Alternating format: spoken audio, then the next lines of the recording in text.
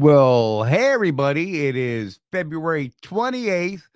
I didn't have to look at the calendar because I had an MRI this morning, and the VA called me this morning. They're like, hey, dude, are you actually going to be here for this MRI thing? And I'm like, well, yeah, I've answered like all 19 of your messages and emails and phone calls asking me to confirm. So, yes.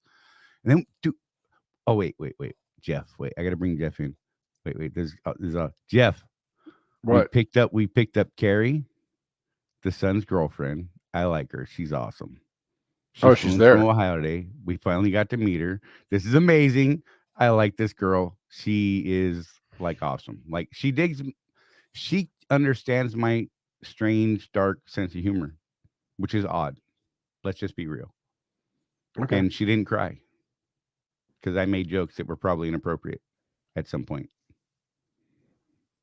Yeah, I know. Anyhow, look, let's there's a lot of people here. I'm gonna try and get through these. Jonah Green is there, Taylor Ratchie, Sue Smith. Oh, look at Sue Smith. What's up, girl?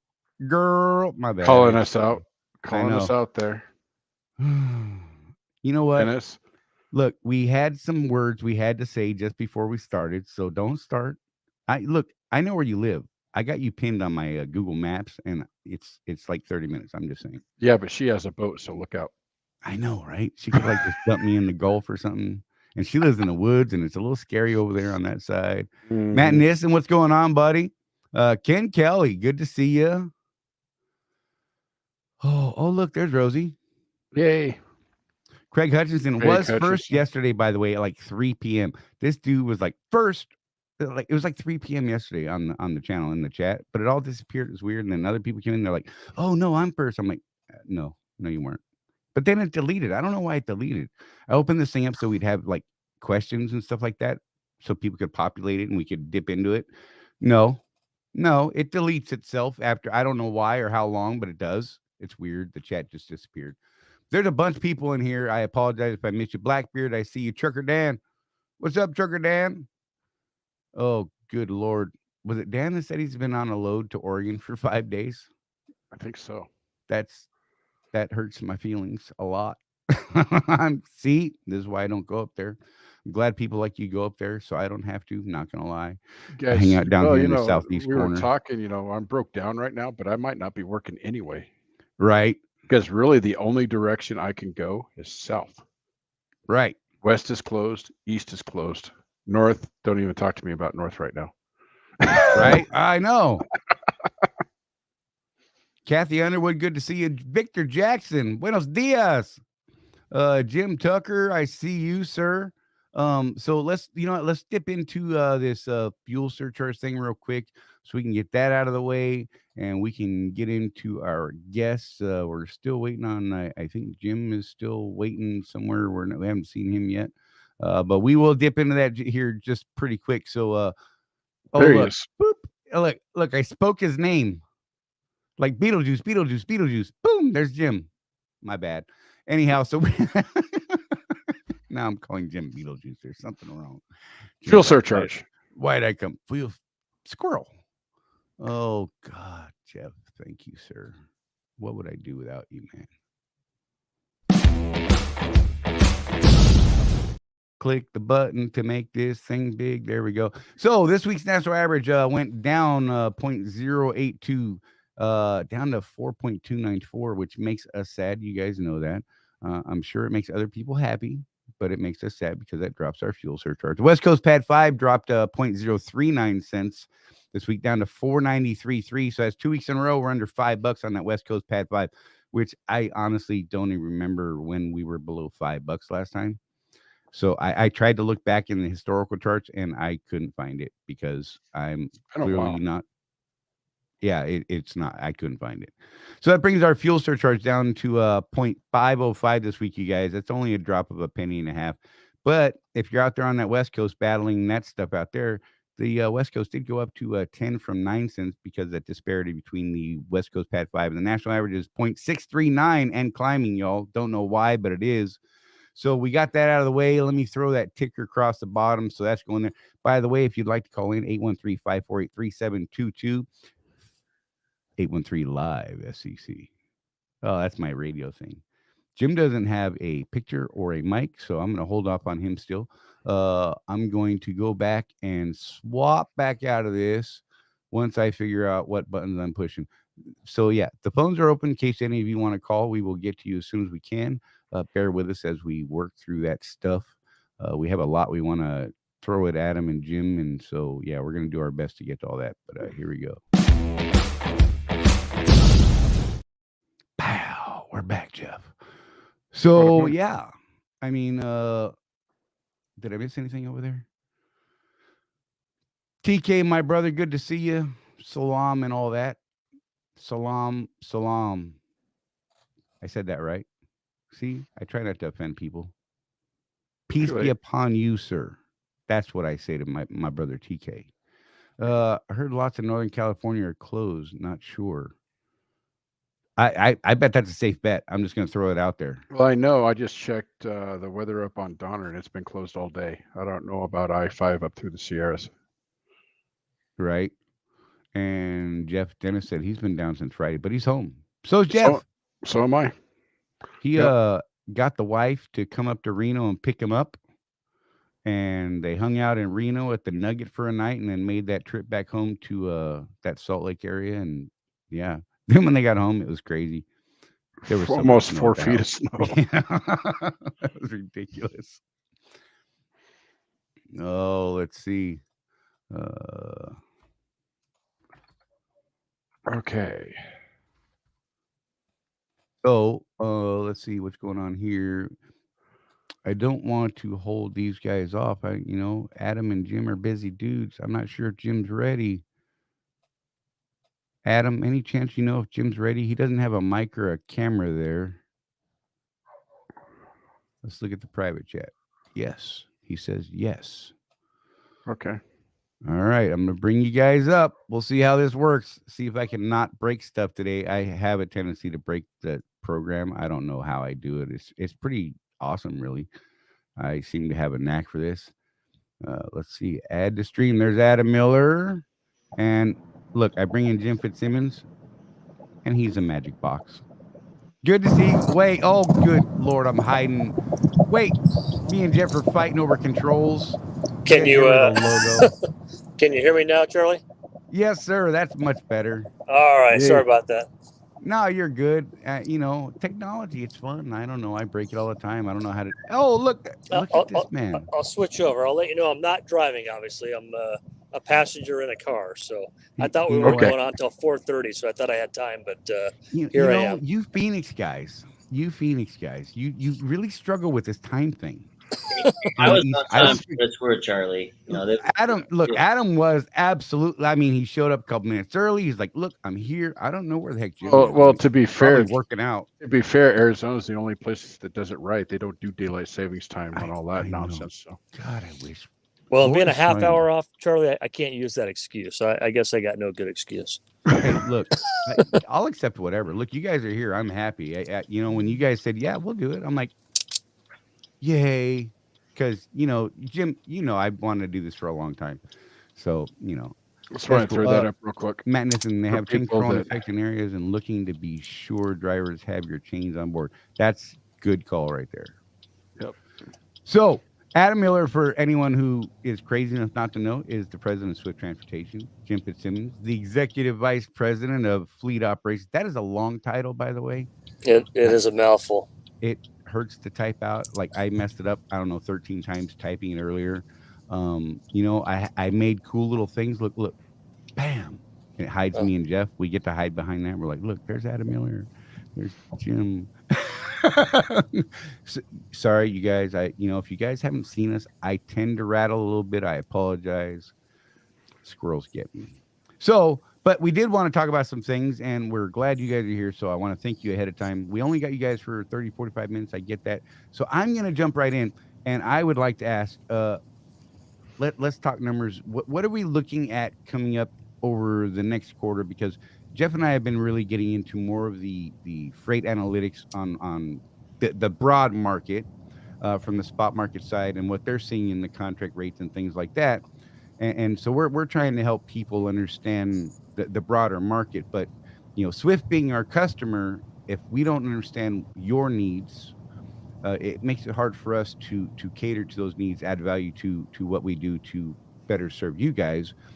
So what are you guys expecting? What are you guys seeing over the next quarter as far as freight forecasts and that sort of thing, without stepping into those weird proprietary things?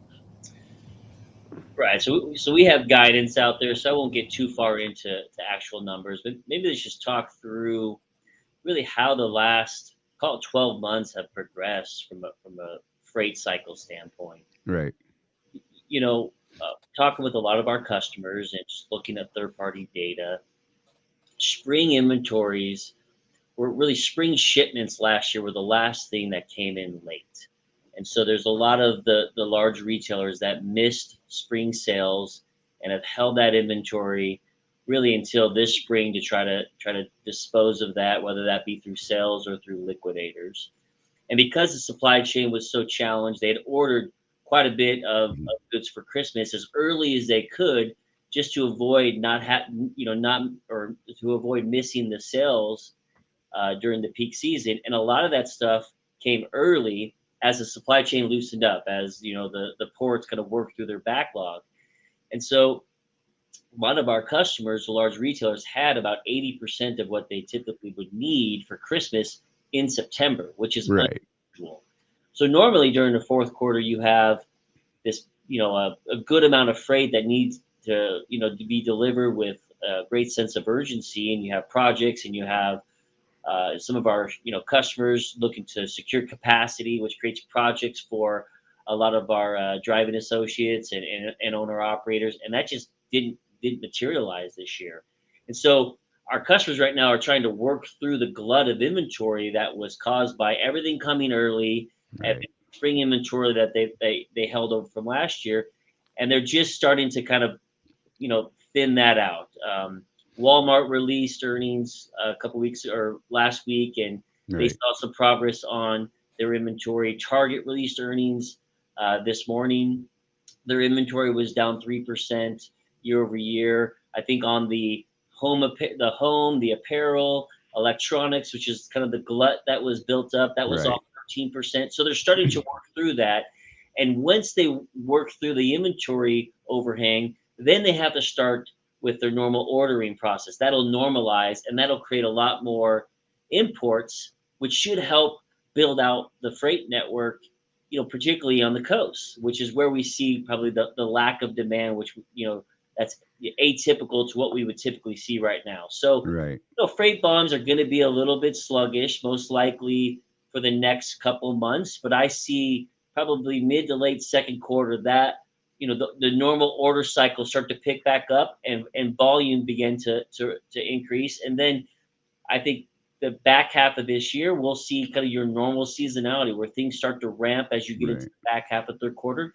And I expect a pretty decent peak season, because in the meantime, while, demand is tough, some of the, smaller carriers out there that maybe aren't hooked up to a larger network like you'd have at Swift, some of our other brands, they're living on the spot market right now. With those rates are extremely low, and they're trying to do it with equipment that if they purchased, 2 years ago, are at very elevated fixed costs. So, I think we expect to see supply rationalize in the environment while demand picks up, which should lead to, again, a better back half of the year for 2023.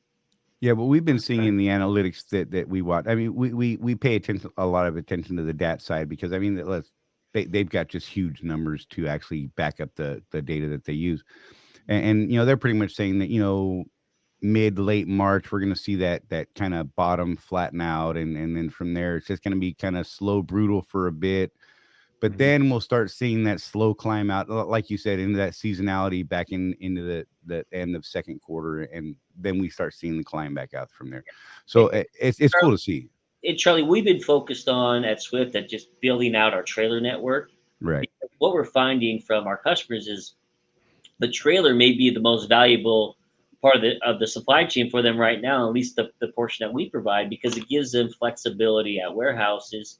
It also helps our drivers, be able to be able to be more efficient with drop and hook freight rather than having to wait to be loaded and unloaded. And so we're building out our trailer network in preparation for demand to improve, and hopefully we'll be able to capture more than our fair share of the opportunity that's out there and do it efficiently for our drivers. No, and that's fair. And that's one of the things we try to explain to people all the time is, we've got this vast, I mean, just absolutely enormous trailer pool. And they're like, but I can't find a damn trailer. And we're like, well, a lot of that stuff does get leased out. It gets rented out. I mean, that's a revenue stream. I mean, that's a line item that is an absolute gold mine. It has to be, I don't see your numbers, but it absolutely has to be gold, because otherwise, why do it? I mean, if it's not profitable, why? Well, we're buying more trailers this year, several thousand that'll be implemented to the fleet without really meaningfully growing our truck count. So our trailer to tractor ratio is going to grow, and it has been growing the last couple of years, and that'll create more opportunity to find a trailer for our drivers. We're also working on technology that will use the telematics in the trailer that will clearly identify the best trailer for a load for a driver in our fleet. And we'll have, you might see some of them, we have QR codes that we're putting on trailers where it's easy to the freight box. Yeah, so we're working on this technology. That's not fully developed yet, but we understand one of the biggest pain points for drivers can be the availability of trailers, and we're making investments there. Right. Jim, anything you'd want to add to that? Yeah, I think the only thing to add is making sure that you guys understand that, as we do power only and use logistics, outside carriers hauling our trailers, our goal is that a driver always has a trailer. And so, we'll continue to add more trailers and limit how many we are, leasing or using on power only, so that we don't ever, run a market out of trailers where our driver can't find a trailer. Now there's going to be times, obviously, you get to a customer where we think we've got 10 empty trailers, the driver gets there and all 10 are still loaded with inbound. And we got to work through that. But, our goal would always be to keep something, right? Yeah, there's going to be 100 different examples, but our goal is to always have trailers for our drivers. Well, and that actually kind of falls into something else, Jim. A lot of folks have been like, if freight is so slow and we don't have the loads to keep everybody busy, why the hell is Swift still higher? And one of the things we've been saying, and we've been paying attention to, your guys' videos and things coming out of corporate, is we're not growing the fleet. We're just trying to maintain levels.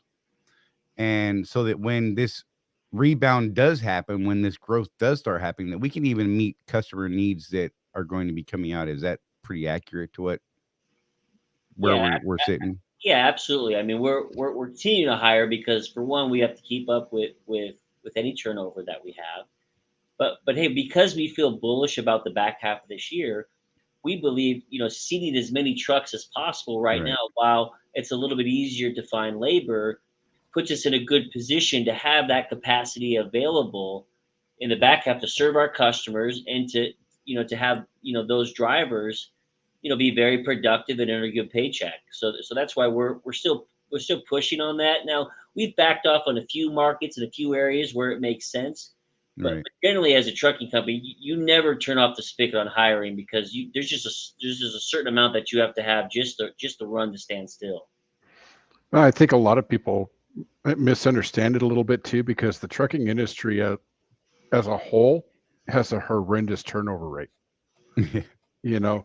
People come out here, especially in OTR land. How many times do I consult with someone? They're like, man, I just don't like this. I'm like, well, maybe it's not for you. I mean, it is a commitment. It's more of a lifestyle than it is a job. And that's one of the primary drivers for that turnover rate. And I think it's important that people understand that. It's not that this company or that company sucks or whatever. It's a really tough job. It is. Yeah. And we hire, we train a good number of drivers. And so it's an adjustment when they're over the road. And, that can work for some and not others. But, if I look at our turnover rate, we would be much better than the national average.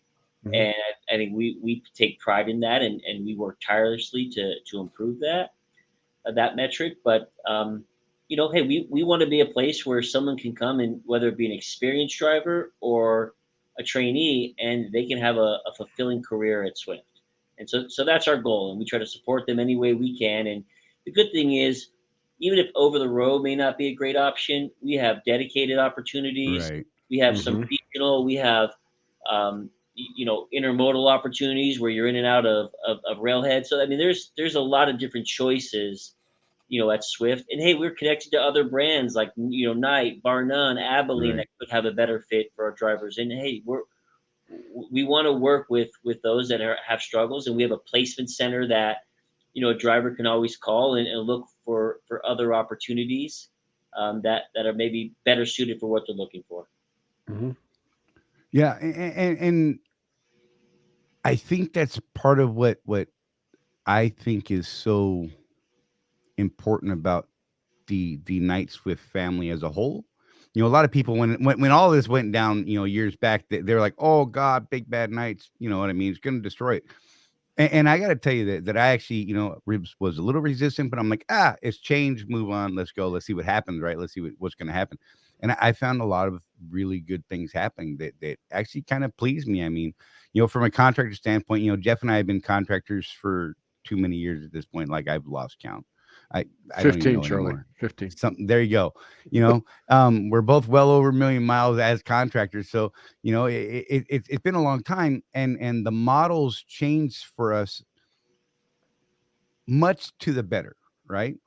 So we hear, Adam and Jim, both of you, we hear you guys talk about how contractors are of value to the company and things of that nature. I wonder if there's any way you could dip into what you guys actually see the actual value of us is to the company.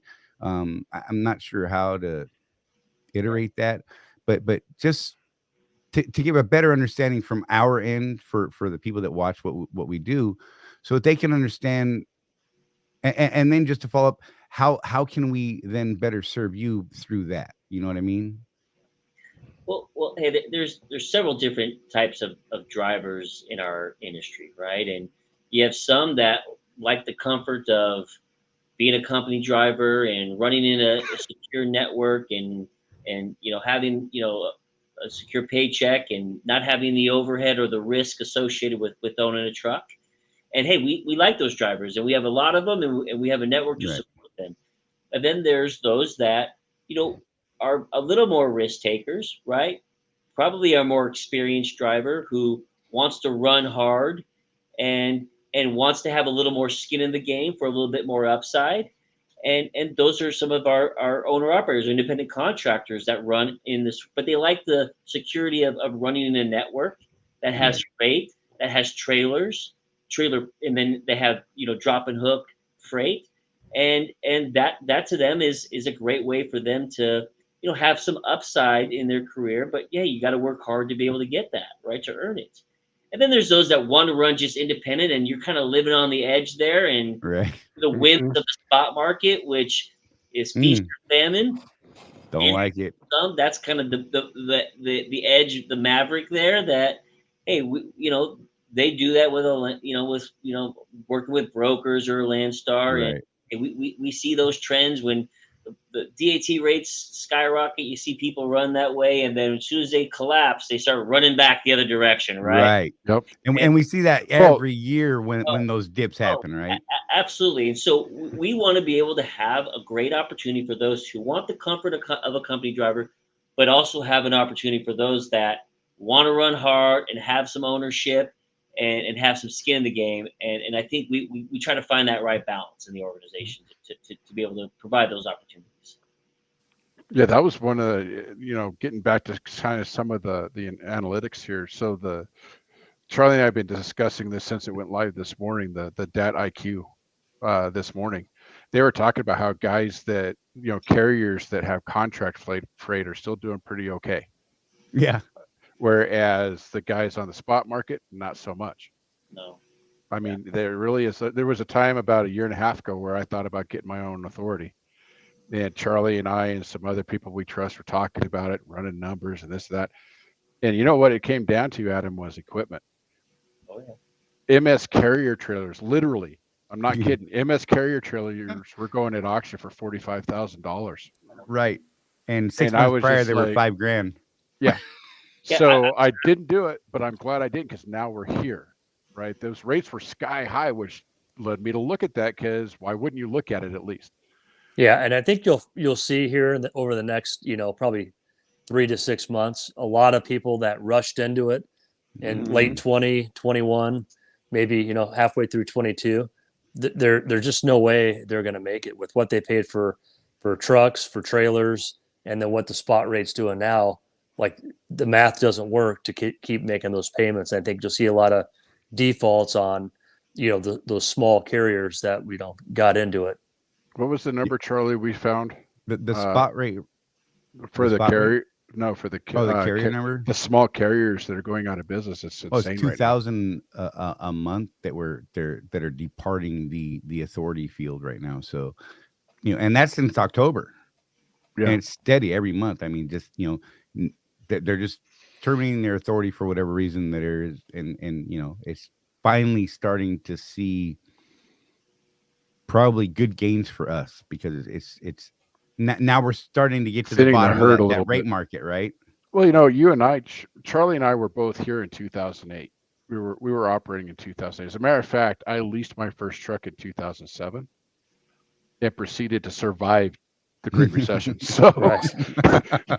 So, so for us, these times are like, okay, we've seen this before.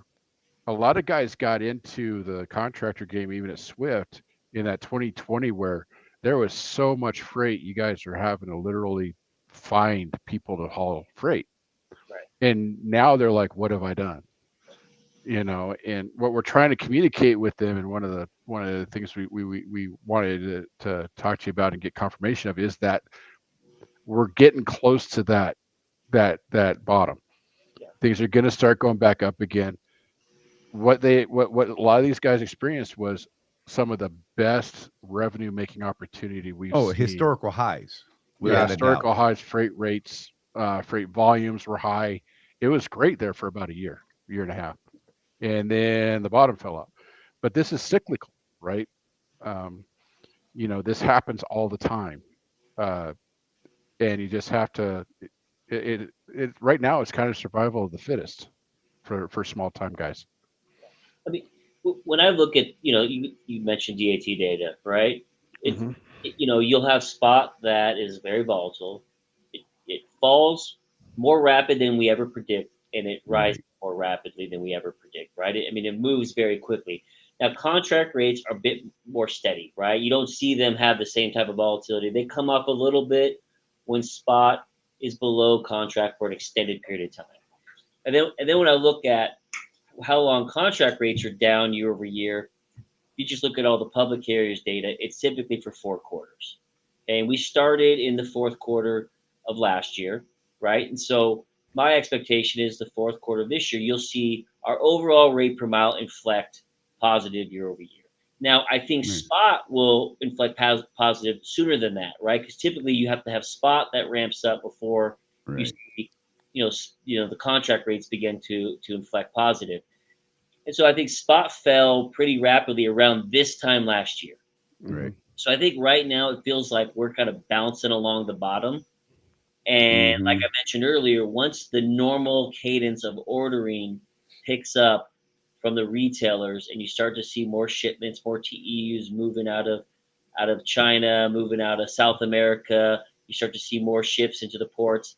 That's when spot rates will start to rise. Because in the meantime, while we're bouncing on the bottom, you've got the small carriers that continue to exit.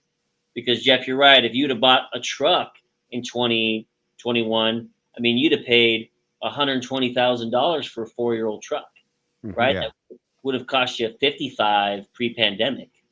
And then the trailers that you mentioned, if I look at new trailer pricing, new trailers are up 50%, more than 50% over pre-pandemic levels.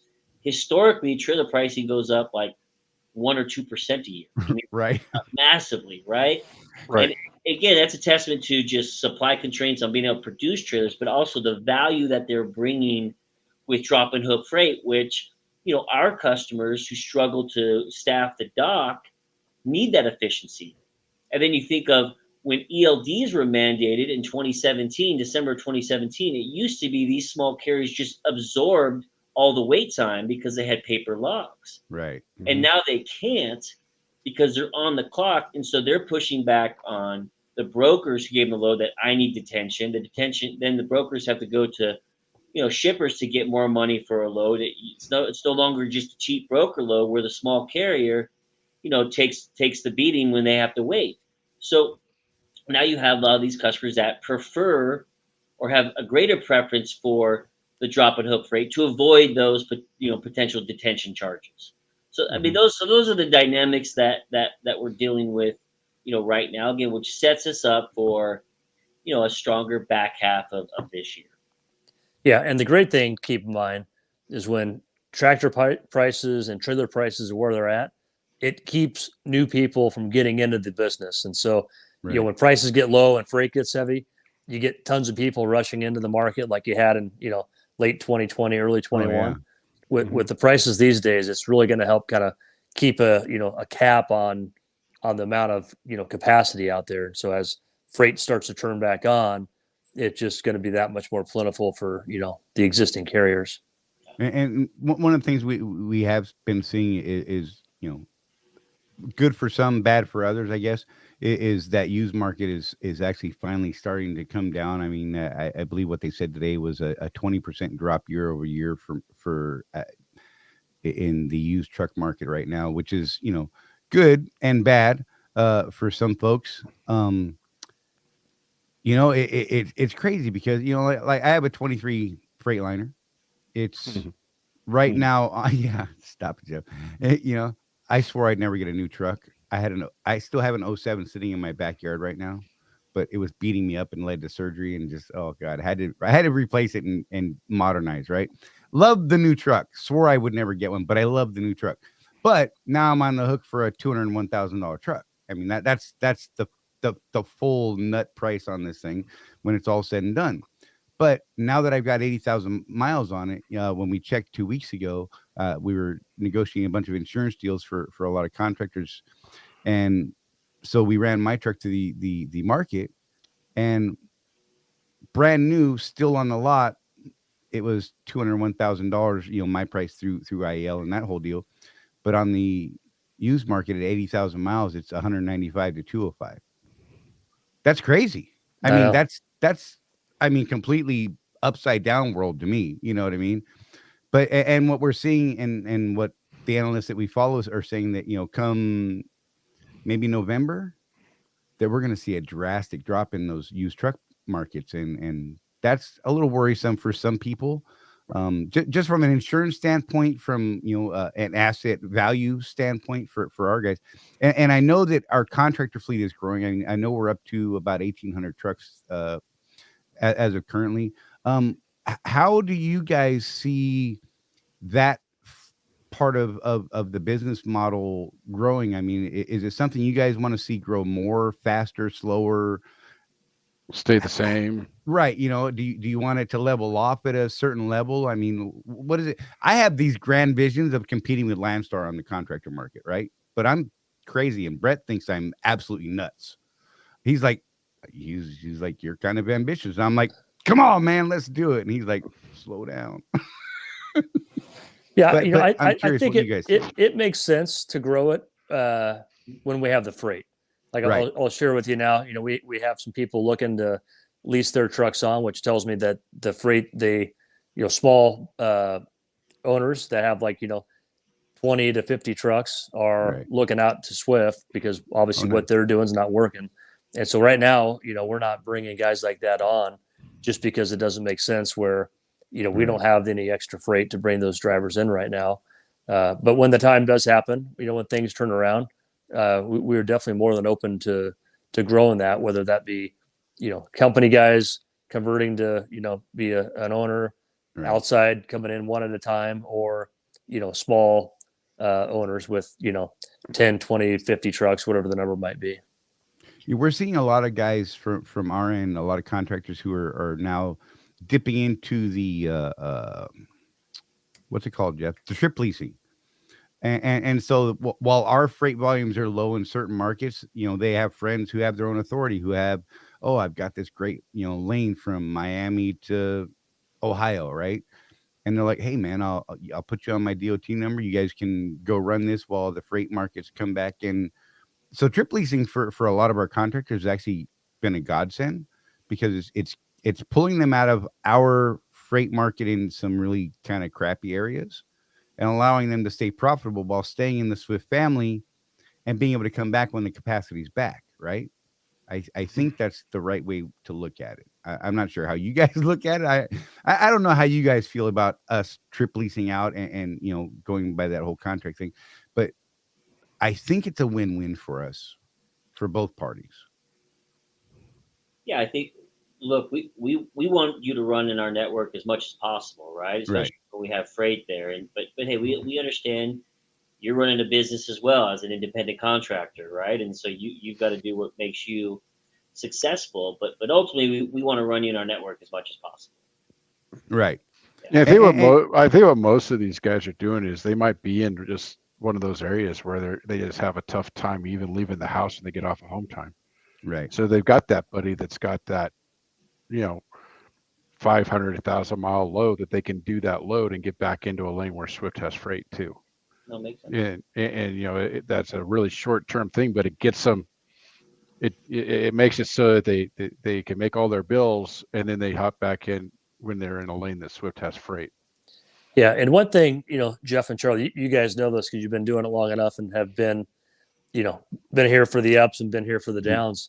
Is when we're in an environment like this, this is where I would encourage people to look at hauling freight they maybe wouldn't haul a year ago. So whether it be heavier loads, shorter loads into certain markets that they normally don't want to go, this is the type of environment where it's like, hey, there's not a lot to go around, and so you might not get a second option.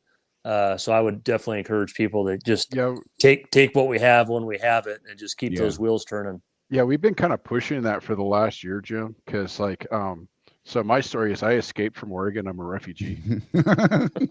I live in Utah now, and I swear I'll never go back to Oregon because, and you guys know this, 23.7 cents a mile is what Oregon charges me to run on their roads.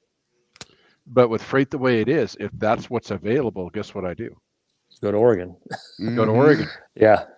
And I eat that cost. It's the lesser of two evils, right? Yep. It is. It's better than still pays around, better than sitting. I know. And it's funny how not everyone gets that, right? Sometimes it takes people a while to realize that, like in that case, that's better than not doing anything at all. And so, well, some guys it's weight, some guys it's mileage. They won't do loads under a certain mileage, even though that pays more. But that's a whole other discussion. But it seems like most people have one or two things that are a hang up, and this is not the market to have hang ups, I don't think. Right. Agree. Hey, there's other markets when you could be more selective. But right now, to stay productive and to kind of work through the lulls we're seeing in freight in the short term, we just ask you to be nimble and flexible. I think one of the big problems is, and we have seen this with a lot of guys out in the OTR land. I'm lucky in that I get to fall back on target down here in Lake City. When things get bad, I come back down here to Mama Ida, and she runs me on target, and I run search, because they're always needing people. And so me and Rosie, we run Target stores, and we run Atlanta, which I'm not a fan of. But, you do what you got to do to stay busy and keeping revenue going.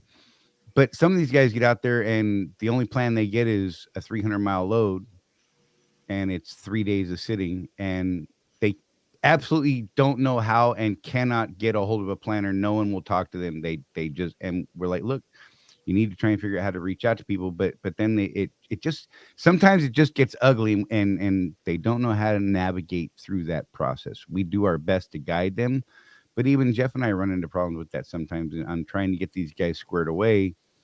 So I wish there was a little more understanding. Like I miss the fact that contractor trucks aren't numbered differently than company trucks, because planners, ECT folks, when they pull up our truck number, there's a different model involved for a contractor versus a company truck. And it hurts us when they treat us like company trucks, because we have to make revenue. And they're like, it's a load. Just go sit there. You'll make money in 3 days. You're like, but it's 300 miles for 3 days. That's not, I'm losing $700 a day, not running 450 miles a day as a solo guy.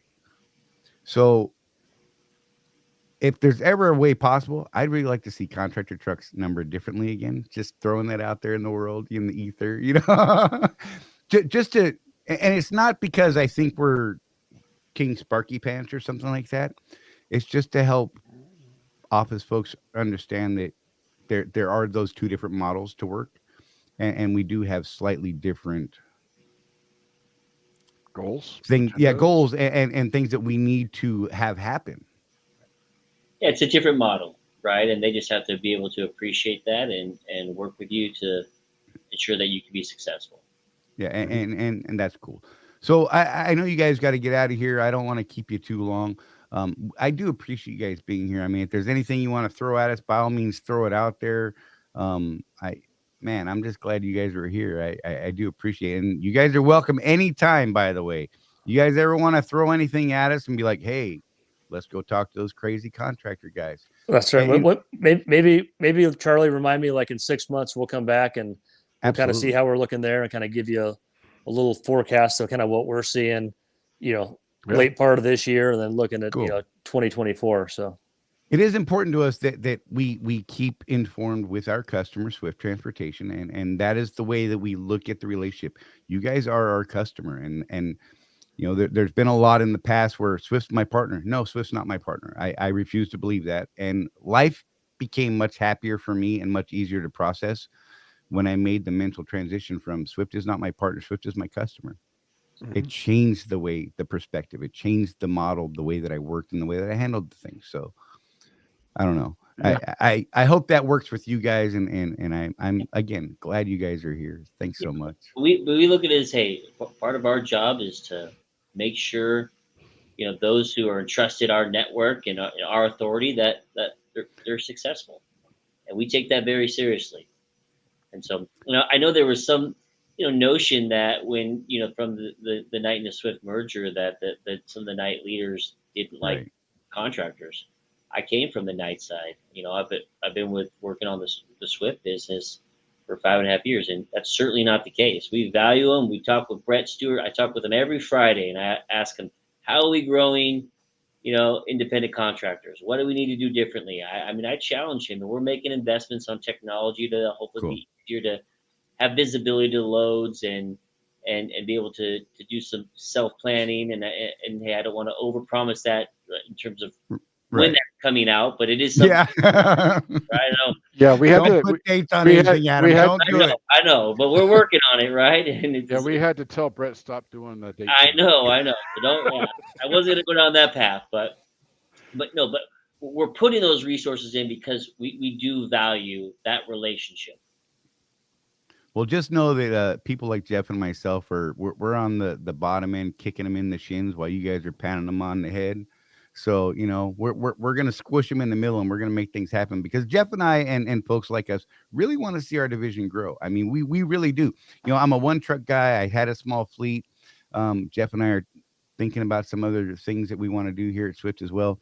And we want to see things grow. We want to, like I said, I have visions of competing with Landstar in the contractor model because I think it's possible, not next year, but I see it, So, and I want to do everything I can to make sure that happens. So I thank you guys for being here. Jeff, you got anything you want to throw at him real quick? Anything you guys want to throw out real quick? Hey, maybe just one thing. We made that change last year where we allowed owners to be, to train our students again. Right. And so, I think that's important and I know training is not for everybody, right? But if that is something that you think you're, would be good at and you'd get some enjoyment, it's, a lot of our, owner op trainers and company mentors I talk to, there's a lot of fulfillment they get out of teaching the next generation, how to drive a truck and how to do it the right way. And I used to love it. I did. I absolutely loved it. I did it for 13 years. Yeah, well, that's awesome. But after that amount of time, I was definitely burned out. That's a long time. My reason for leaving was me and Scott Barker back in the day had some professional differences, and so Rosie was my last student, and I just team with her now. I'm like, why, So it's all good, but I appreciate you guys, seriously. Again, I will reach out to you guys again. Thank you so much for doing this. I think it means a great deal to those people who watch our little broadcast here. We're not a huge channel, but we do have 14% of our contractor pool that is in a private Facebook group. And I mean, that is verifiable. We go through that roster every month to make sure everyone in that group is a verified Swift contractor. So, I mean, that's a pretty good market share. I think any company would be happy to have 14% of their market captured. So, that's good. So we get a broad spectrum of input from those guys. So, and give us a little more time and we'll be able to show you how much better our contractors do than people who don't participate with us. We're gathering data, so yeah, thank you guys, seriously. All right, thanks guys, appreciate it. Thanks guys, thank you so much. Bye. All right, that was cool. I dug that. You're on the wrong side. Beat me to it. You over there. Oh yeah. I don't know why you think I'm such a lefty. Hey now. Let me put that back up. So let me put the banner up. Go ahead. So yeah, I thought that was interesting that what you and I have been talking about the last couple of weeks. Adam that's exactly what he said. Right. It's neat that their numbers are kind of coinciding with. And people, what we're looking at when we're looking at the DAT live stuff is mostly that spot market thing. They talk about the contract rates a little bit, but not so much. And it's just interesting that in the contract market, they're looking at the same things that DAT is looking at in the spot market right now. Pretty interesting. Right. Oh, let's see. Sorry, I was not great in the chat, you guys. I was so focused on we really had a limited time. I saw one up there. I wanted to address this because Adam actually spoke to this. It would be nice if Swift would look at outside freight to keep the owners running instead of waiting for a Swift load to book. So did you notice that, was it Jim or Adam that said they're denying applications for these guys with small fleets right now because we don't have the freight to service them, but that the reason that they are trying to come to Swift is because they don't have freight either. Right. It's industry wide, man. There is no freight, period. You have these guys that are doing these trip leases. I mean, even Jeff and I are looking at a trip lease deal that we're trying to work out now for us and maybe a couple other people. And, it's, like a once or twice a month deal type of thing, just to kind of fill in gaps here and there. Right. Mm-hmm. And I think that's a great model. I think it's something that we can put into our tool belt, right, to expand our profitability, our business viability, right? Mm-hmm. And just keep ourselves on the black side of the line there, because dipping into that red side, man, no one wants anything to do with the red side of the line. Let's just be real. That sucks. But the other thing on that too, Blackbeard, is that if you call the OOFCs, notice I didn't call them owner operator planners, Charlie. Right. We're trying to get away from that. Good job. If you call the OOFCs, I have had them. Coretta is actually really good at this. Look at Swift Logistics freight and get me booked on a Swift Logistics load. Right. I had no idea what kind of money Swift made on those deals because it's spot market freight. Right. I'm pretty sure that when she had got those for me, they probably made out like freaking bandits because it was like in the middle of that high side. Right. But yeah, if you call them and their job is literally one of their jobs is to keep you moving. That's why everybody thinks they're planners. So yeah. And Brian, that's legit. It's pretty rough to take a load with 165 empty miles or 235 loaded miles that doesn't get you to a better area. That is an absolute 100% valid statement, man. I am not going to argue. And that's why I brought it up. And that's really why I wish there was some sort of,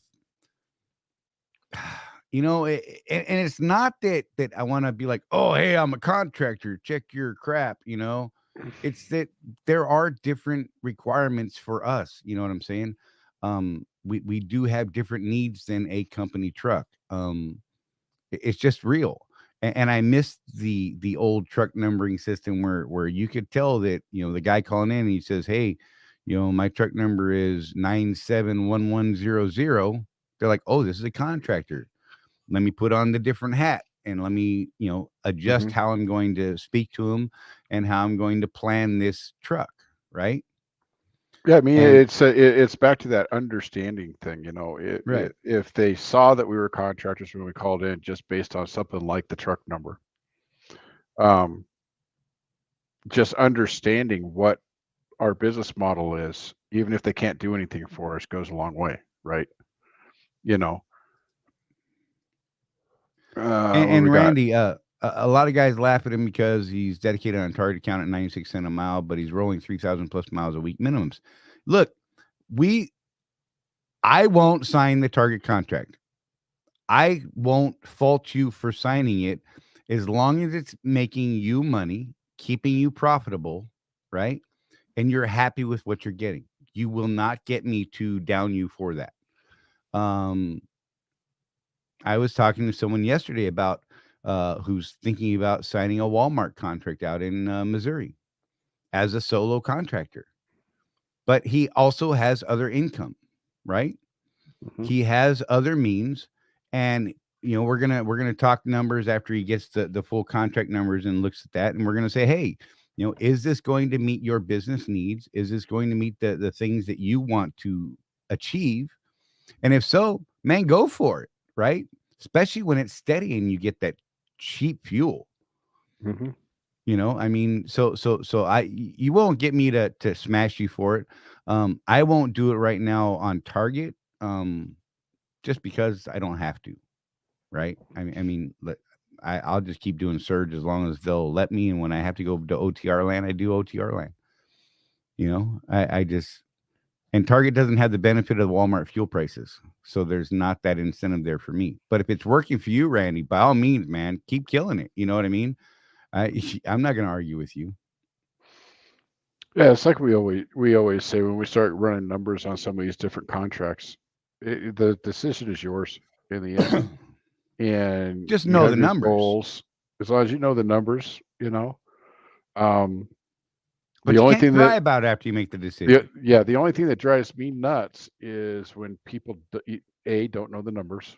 They don't know that Randy, there's guys working the Walmart dedicated that I've talked to, contractors that don't know that I make $1.15 a mile, and they're making 92. They just don't know. They think they've got like they don't know that you're making $1.19 or $1.23 or $1.25 a mile because you're running short Walmart loads. Right. That drives me nuts. And then guys that take that contract and then complain about it. I just don't. Can't make any money. They only run a load a day. They're like, I ran my load. I'm going to go shut down. I've got 5 hours left on my log, but I'm going to go camp out and take a nap. I'm not running until my PTAs tomorrow morning. That's not how you make money. That's not how you run a business. I mean, if you're going to do that, go for it. But don't be mad. So John Chuba said 1,000 miles for a company driver means a paycheck. 1,000 miles for an owner barely covers expenses. That is an accurate, fair statement. I'm not going to argue with you. It depends on where you're at in your business. Right. For me, 1,000 miles on a paid for truck. For me, if I turn the truck on, I make money. So, right. But it was like that for me up until July of last year. Yeah, I mean, it just, and this is where I'll point out that one of the things Charley and I push for is the goal of having that paid for truck, and that's why. And right now I can, I've been home since, the truck broke down last Monday. Donna came out Monday night, and we stayed at the Nugget for 2 nights, and then we came home. Right. I'm on the hook for the insurance payments. That's it. $150 a week. So it's not nearly as bad of a thing for me as it is like say for Dennis that's broken down right now. You know, Dennis, Right. he's been posted about that on the group, and he's having that sucks. He's down for a week with payments. That's a lot worse And than a being down for great a week big without repair bill. payment. Yeah, we'll have to see what gets covered on that, but yeah. Right. So yeah, and by the way, a lot of you guys who have signed up for the insurance, your insurance is going to be taking official effect tomorrow. So congratulations, welcome. Just so everyone's clear, those of us whose insurance starts tomorrow, though, that billing and invoicing should be rolling out. I think Tony said the billing and invoicing is actually starting tomorrow. I'm still not clear how it's rolling. I think they're mailing invoices. I would think that they would email it as well. I honestly don't know. I could follow up with Tony and see how that's actually. Well, do they have that app working yet? Because I think I it'd don't probably know. be done through the app.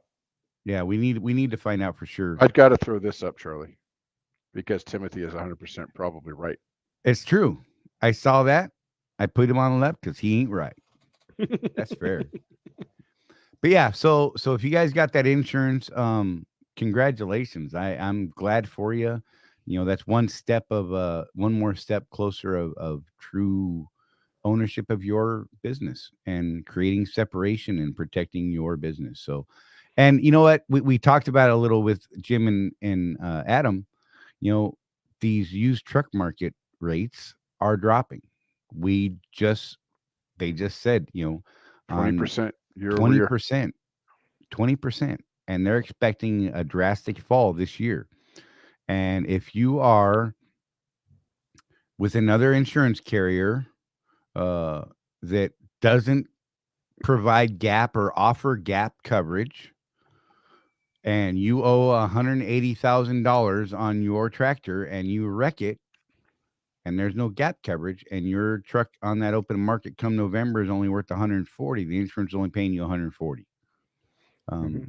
You know, and I'm not picking on anybody, but OIDA is a great example of that. It was one of the sticky points with me when I was talking to OIDA about it. You know, one, I don't want to give OIDA my money because I don't like them as a corporation. Two, they specifically said, we will not write a gap policy for a lease contract. It just is not something they will do. So it's not available through OIDA. So while their insurance is cheaper, you do not have the coverage that you have through our folks at Seabright. That's just facts. So, you know, at Seabright, if you set up, you know, certain insurances and certain offerings that they're giving you, then you will be covered for the full price on your stipulated loss value in your contract. In the event the market tanks and now your truck's only worth $120,000 and you still owe $180,000 on it, you will have the $180,000 to pay your truck off and move on without being destroyed financially. And Jonah, the number is scrolling across the bottom of the screen right now. It's 800-366-6466. And you can talk to some great people there. They have increased the number of people who are actually taking those calls. I know there's Scott, and dang it, I knew two other names and I just blanked out, scrolled in my head. Just make sure though, we have to point out, because Tony was saying that they've seen some interesting things. You have to be a Swift contractor. This is must be a Swift contractor, and you must say you want the Contractors Corner deal, right? Because if you do not say that you want the Contractors Corner deal, you get put in general pop, and you'll get whatever the market rate is. You need to understand, we are not getting anything from this insurance. Zero. We are getting zero from this insurance. But what they did is they built a special program for Contractors Corner Swift contractors. Okay. And with that, there's actually a couple other things that are going to fall in there. We had some questions throughout the week in the group. You know, people were told, well, if you didn't pay for your insurance yet, then you're not covered. There is a law out there that states that if your insurance policy has not been paid for or a payment has not been made, then your binder is not valid. What you need to understand is that because of our group policy type, I don't know a better way to say it, but because of our group that was created, and the way that this is being managed, that as soon as your certificate is in your hot little hand or submitted to Swift, that there was a payment made on your behalf. And that is why you're being billed and invoiced, however you want to look at it, for that insurance. So it has been paid upon you receiving a certificate. There has been a payment made. So once you get that certificate, the binder is legal. Right. So, there was some miscommunication and misconception and that sort of thing that threw some people off. Understand, as long as you're a Swift contractor and you mentioned that you want the Swift contractor's rate or the Contractors Corner rate, you will get that deal. They did actually sign several people to the open general. They sent them quotes for the open general insurance rate that was considerably higher because a couple people failed to mention Contractors Corner. This is a private group rate, you guys. So that's why you must mention this name. It is a special deal built specifically for us and our people. Yep. So again, you must be a Swift contractor and you must mention Contractors Corner. So Charlie, this might be a good time to mention the value of creating relationships with people that can help you in your business. Right. Because that's what this is. We talk a lot about creating relationships with planners, OOCs, terminal leadership, but this came about because of the relationship Charlie and I made with Jeff Reese, and we brought this problem to him. He said, "Hey, I know a guy," and he introduced us, and we built a relationship with Tony. And it took 3 months to build this deal. 3 months. A lot of lawyer talk and crazy headaches, and late night calls with this guy. This guy will answer the phone at 2:00 in the morning. It's so crazy. People know that. And by the way, if you ever have a claim, that is who you will be talking to, the owner of the company. Mm-hmm. Well, after hours anyway. No. The way he explained it to me, if there's a claim, he's probably going to be the one that handles the claim. Well, for you. No. No, it's Scott that would handle it for me. I'm going to correct you here because what he said is you will build a relationship with your person, but when it comes to a claim, he will probably be the one involved with the claim because he wants to handle it personally because Tony is that kind of guy. Hey, man, and this could make you smile. I don't want to fight with you over this. Oh, my God. Did you just threaten me? Sorry, inside joke, y'all. We apologize for that. Some people know what it is. I know there's some of you guys out there that know. But yeah, so RC Trucker, check it out.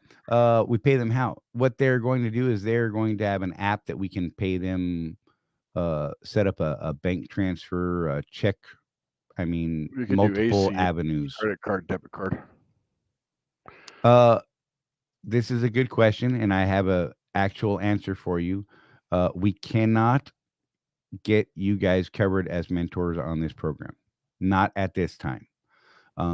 We just don't have enough data for him to be able to build that type of policy for us yet.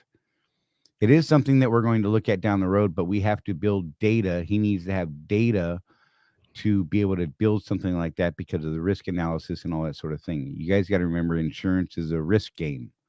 It's Vegas on crazy levels. Mm-hmm. And so they need to understand what's going up front. RC Trucker, do we pay up front or is it billed later and we can get going? Actually, they will bill you after. They will bill you. They will get your binder and policy squared away. They will get you your insurance certificate. I don't think they're there yet, but eventually the process will be you will pick the policy and premiums that you want, and they will send that certificate into Transtar, who is the people handling that process on the Swift end, and you won't even have to do it. Right now, we have been having to send in the certificates for now. But yeah, and then you will be billed or invoiced following that. They're doing that billing and invoicing on a twice a month. Not that you're billed twice a month, in 2 different cycles. So if your insurance starts on the 1st, bill on the 1st. Right, you'll be billed for the first. And if it starts in the middle of the month, then you'll be billed, shortly after that. I hope that answered your question. And I kind of go a little crazy in my brain. Let's see. Oh, Blackbeard. Do they send the documents over to Swift now, or do we still do that? As far as I know, we're still doing that, and that's easy enough to do. It's not a big deal. We have the email address that you need in the private group. If you don't have access to the private group, by all means, shoot me a PM on Facebook. If you guys aren't in the private group, you can find me right there. If you see on the screen, facebook.com/Chuck411 is how you'll find me on the Facebooks, or you could type in Charley Main and find me that way and see my smiling face, mine and Rosie's. And so Billy Jack wants to know, when are the shops going to have the different cameras available? I'm going to answer that this way, and I apologize ahead of time. I don't care. We will get an answer because people are going to want to know, but I don't care. I'm not going to have Swiss insurance, so I'm not going to have their camera in my truck, period. Billy's a mentor. Yeah. I know Billy. Yeah, I know. So we can't. He's going to have right. to do it. He's going to have to. Yeah. And that's why he's asking, because that smart drive is something special. Yeah. So right now, from Charlie, help me out, because we do have kind of a sort of answer. If you're looking at the Netadine or the Sensara, right, those are the two that you have to buy on the outside, right? I honestly don't remember which one was the one that. I mean, if you want smart drive, they'll have that in next week. But yeah, the other cameras, Brett was saying that they have not been able to. What was the fourth one? I don't know. It was smart drive, Netadine, Sensara, and something. Right. I can't remember if it was the Netadine or the other one. We can't remember. It was the one that they were going to have available. Sensara, Sensara may be the way to go. If I had to get a camera that Swift approves, it would be the Sensara, I think, at this point. But that's one of the ones that you're going to have to call the owner-operator division, get the information, because there's got to be some sort of Swift discount. Guys are paying like $1,500 for these cameras, and I'm wondering if they need to, if they have the Swift insurance. Maybe we should just ask and bring it up next week. Right. Also, so in your situation, Billy, you're going to have to get this done quick, because they want those cameras in the trucks by the 15th. And guys were saying that there's a 2-week wait to get one on the non-smart drive cameras. Right. So. And that Caesar at Drupa told RC Trucker he had to supply the camera. As long as it's not the smart drive, that's probably a valid statement. They're supposed to have, like I said, they're supposed to have one of the others available. They just haven't been getting them in.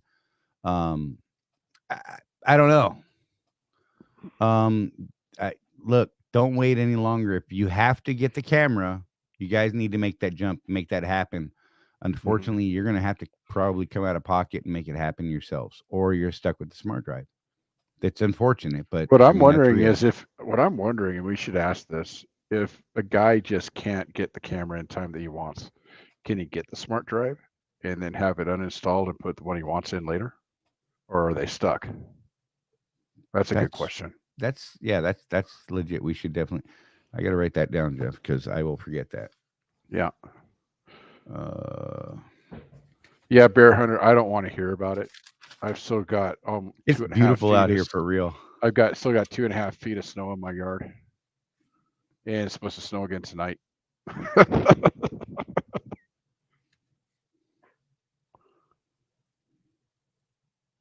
Sorry, bear with me a second. Yeah, Mike Henderson, I know he got one of these, didn't he? You're not paying for the camera with Samsara, you're paying for a 3-year subscription. So I'm wondering how that works, because what Swift was telling us from the beginning is that they were paying that subscription. We were paying for the camera. So, so Mike, I'd be interested to know on that camera too, because I'm looking at it for, I'm not going to give Swift access to it, but I am looking at that camera. what's that subscription, and is there different options? Like, can I do a 5-year? Can I do a 1 year?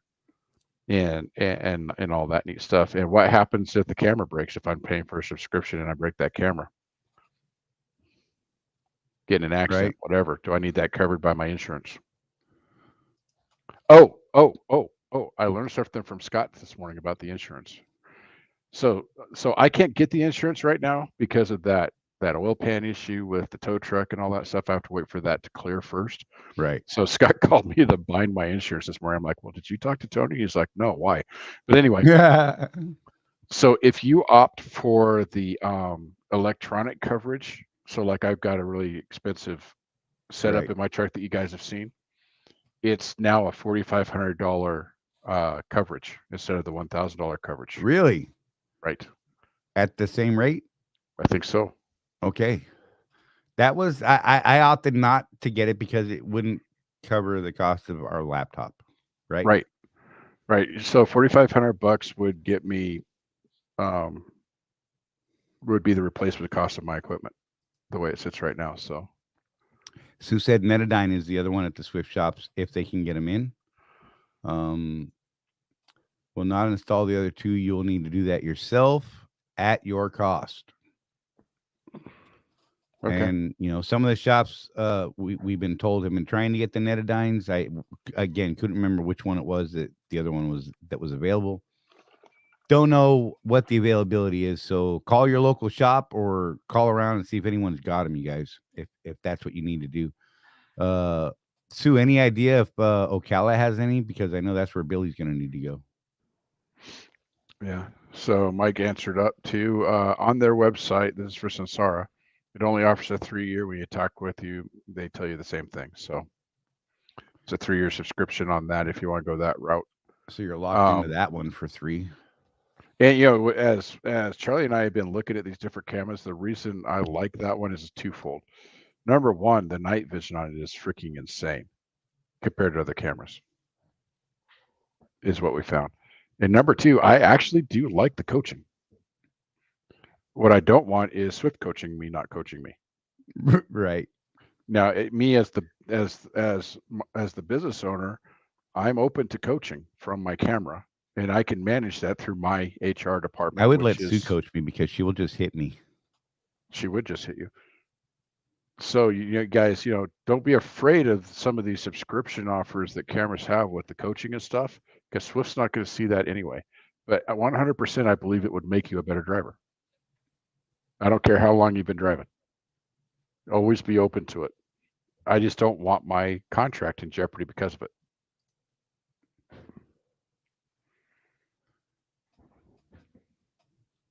So Phoenix, Memphis, and Greer should be in March. They're having delays, unknown ETA to other terminals. Okay. There you go. Sue has spoken.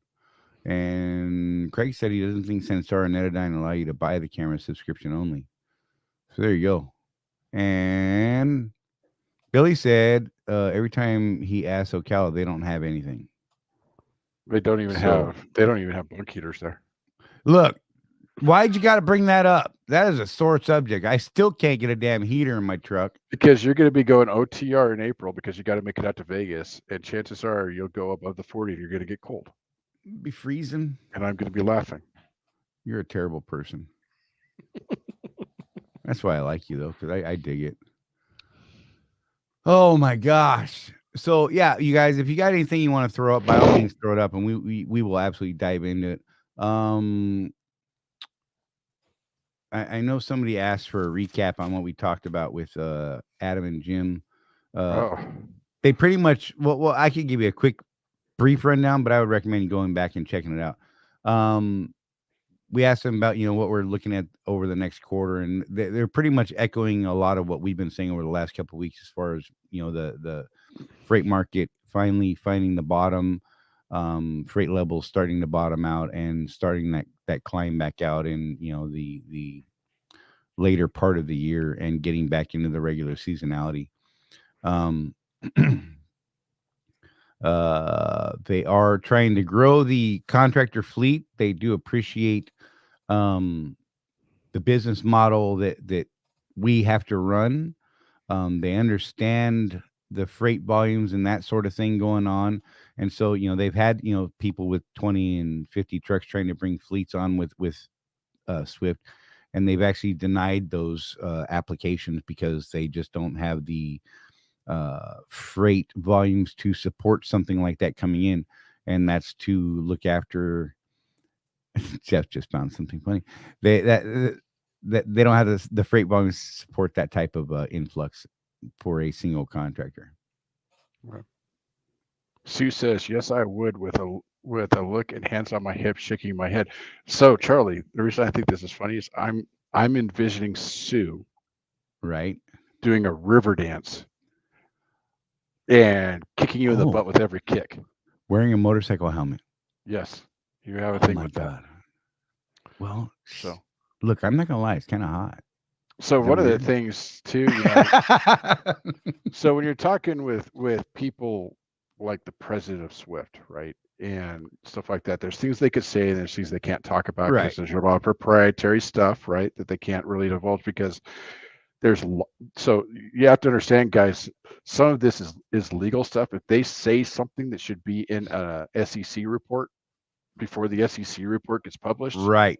they could literally go to jail. So that's why it's a little bit interesting talking to these guys because there's some things that I wanted to ask that I couldn't ask, knowing that it would be in an SEC report someday. Right.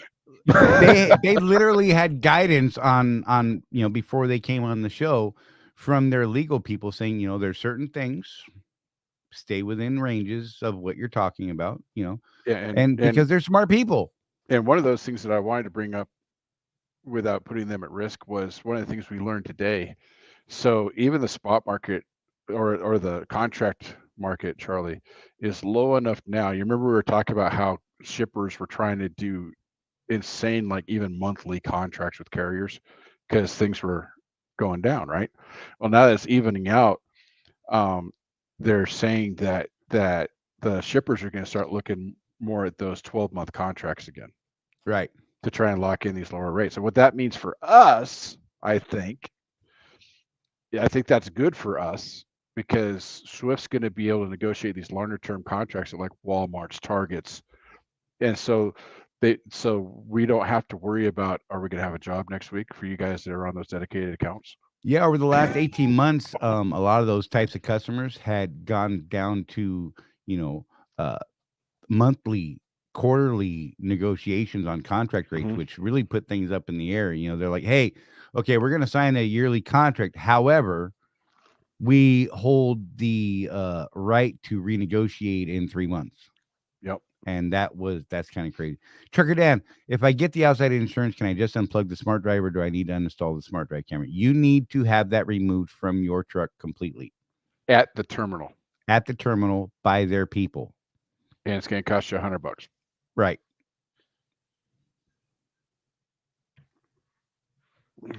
That's how clear that is right there. Yep. Sorry. And that's we were reading through the contract recently.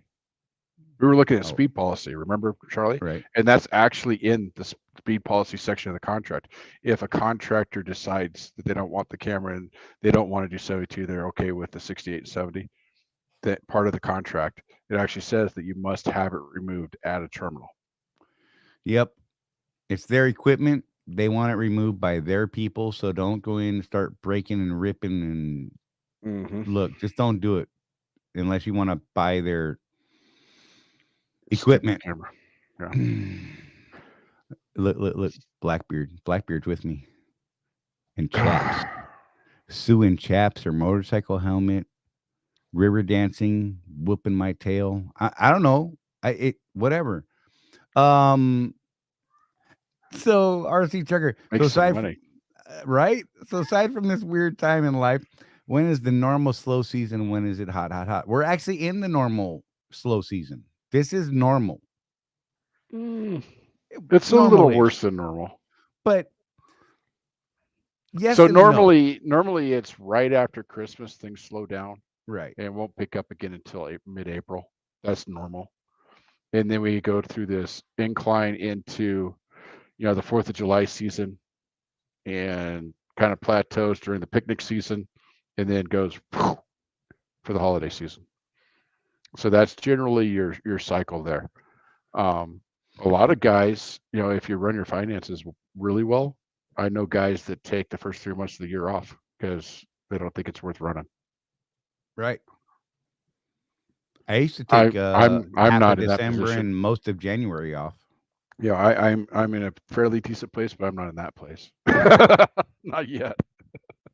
But that was like a regular thing for me. Was I would go home usually just before Christmas and not come out till the end of January, February. One, because I just got tired of driving in ice and snow, and I was still living up in the People's Republic of Oregon, and I just didn't dig it, right? And I don't want to go drive in the snow and crap because I'm over it, and it's too cold. I'm just gonna flash that Yes. up there real quick. Right? We can't go through a show, Charlie. I know, but yeah. So I mean that's a thing. And typically, it starts ramping up, and then it'll slowly build throughout the year, and to where we get to that peak in that for the Christmas push, the Thanksgiving push, all that sort of stuff. And then we get up to the end of December, and then we have that little dip and a small spike right after Christmas on the return market, and then a dip back down into slow.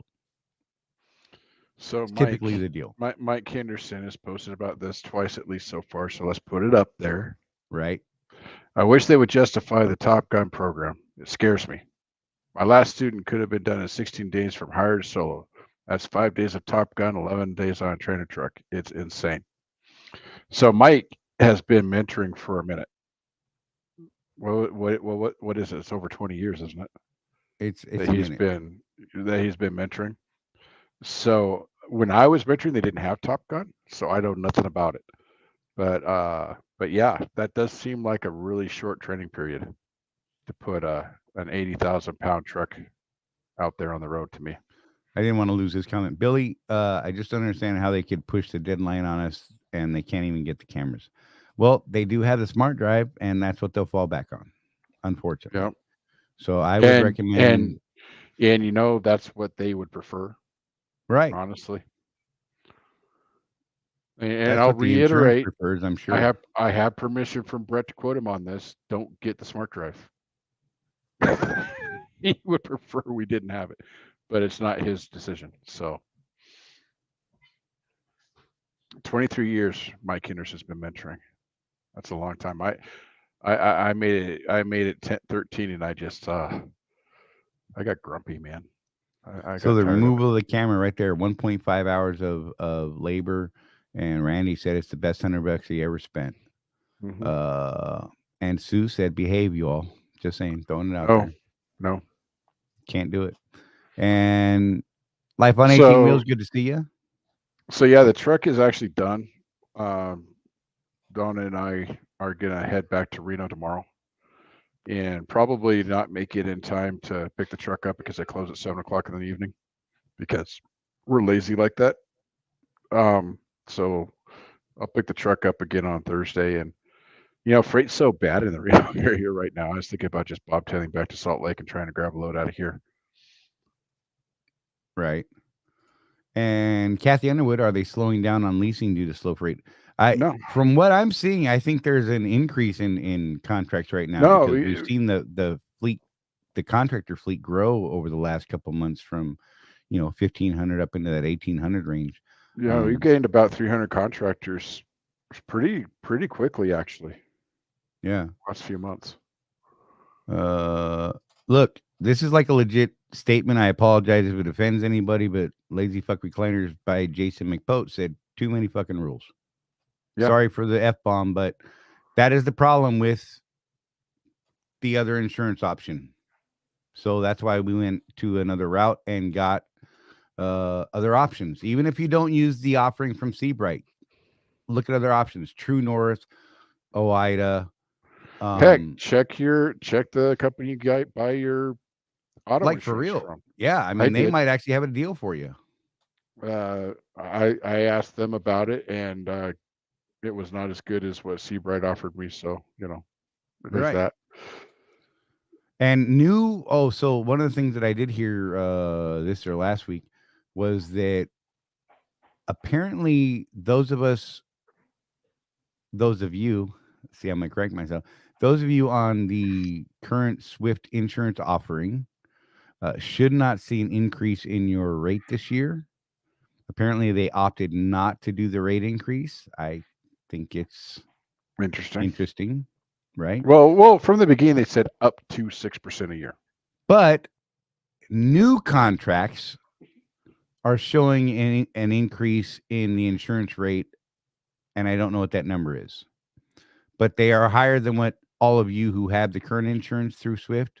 It's a higher rate than you're paying now. So brand new contracts with that insurance are going to be higher insurance rates. So if you are in a brand new contract with your rate, I recommend you give Seabright or True North. True North's going to be a little bit higher. OIDA is going to be cheaper, but I believe in fear coverage, and it's OIDA. And you got to pay a month or a yearly membership fee and all that sort of stuff. That's fine, it's not whatever. that much. It's not. And but the insurance offerings are what they are. So make sure that you're protecting your business and yourself. Is it going to cover a gap? Remember, this market, the used truck market, is going to start dropping. The minute you drive away with that brand new truck, the value drops drastically right off the bat, just like a brand new car. Right now, it's okay. Like literally, right this minute, today, we're okay. Next month, we don't know. November, not looking great for the used truck market. Today, right now, they might not be okay, because if your 201 turned into 180, right off the lot, you owe Swift an extra $20,000 if you total that truck. You don't have gap. Yeah. Because they were saying 20% drop just in January. That's what they were talking about. They said the drop in the used truck market for January was 20%. So. Life on 18 Wheels said, good to hear. So, I've got to talk about this because. Yeah, and while you do that, I'm going to put up a thing. So, best place to get your DPF filter done. What was some of the senses of a DPF filter? It needs to be cleaned. So, the primary symptom you're going to see is if it's regenning like twice or 3 times a week. That thing should only be, if you're not idling all the time, if you're actually treating the truck right, it should only be regenning once every couple months. Charlie, have you had yours regen yet? No. He's got 80,000 miles. Not a park regen. Not since I started using max mileage at 17,000 miles. I had one happen in Phoenix when we were there. Well, we were idling like fools when we got there. Yeah, we were there for a week. So that's your primary thing, is it's going to regen more often. You might get a warning light that there's a problem with your DPF filter, or if you got that, you're way past needing to have it cleaned. But so DPF alternatives, that's what we recommend for DPF clean. It costs more than the old bacon, whatever they used to. They used to bake it in a kiln and knock it out, all the soot out of it, and put it back on. Swift won't do that with lease trucks anymore. They don't. There you go. I got it across the bottom now. DPFalternatives.com. They want you to replace that $3,500 piece of equipment instead of having it cleaned. So what they do at DPF Alternatives is they do an actual chemical clean. And did we make that sticky in the group? If he's in the group, my pictures from my clean. I don't know. So mine went from just jet black to back to the original factory white when they were done with it. And they restored my DPF to better than factory standard, better than factory spec. Now they had several different levels, so depending on what you want to do, but if you do the highest, it's going to cost you about $2,500, including labor, because you have to, unless they own their own shop, you're going to have to pay labor rates for Freightliner or Kenworth or whoever to take your after treatment system off the truck and give it to them, and then to have them put it back on. But they go through the whole thing. They went through my whole one box system and cleaned everything, made it all like brand new. And for that, I get a lifetime warranty on that system. With the requirement. So the requirement is that you use the max mileage. And they do have a website where you go to log every time you purchase max mileage, or if you just buy it from Bruce at Pittsburgh Power on subscription, they log it for you. But and the max mileage product, you know, I recommend that you use it even if you're not ready for a clean yet. Right. Just I've start been using using it since 17,000 miles. Their sticker shock, when you first look at it, we get that. It's $225 a gallon for that max mileage. Which sounds crazy. Which sounds like a lot, right? Because what do you do with like Lucas or whatever? You dump the whole bottle in, right? Right. Well, with this stuff, it's 1 ounce per 25 gallons of fuel. So on my operation, I will go through a gallon every 2 months. And Charlie and I ran a cost analysis on his truck, and on his truck, that max mileage is costing him 0.007 cents a mile. That's what it costs. Yeah, I'm getting about 30,000 miles on a gallon.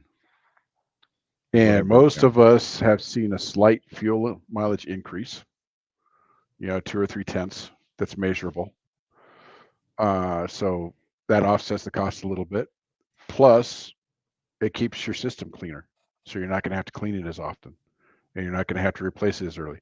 You know, to give you an idea, I have a 2016. They started their business in 2015, I want to say, doing this thing. And so I did what everybody did back then. I had it taken off at 300,000 miles, clean, put back on, the old bake and shake. Had it done again at 600,000, bake and shake, took it off, whatever.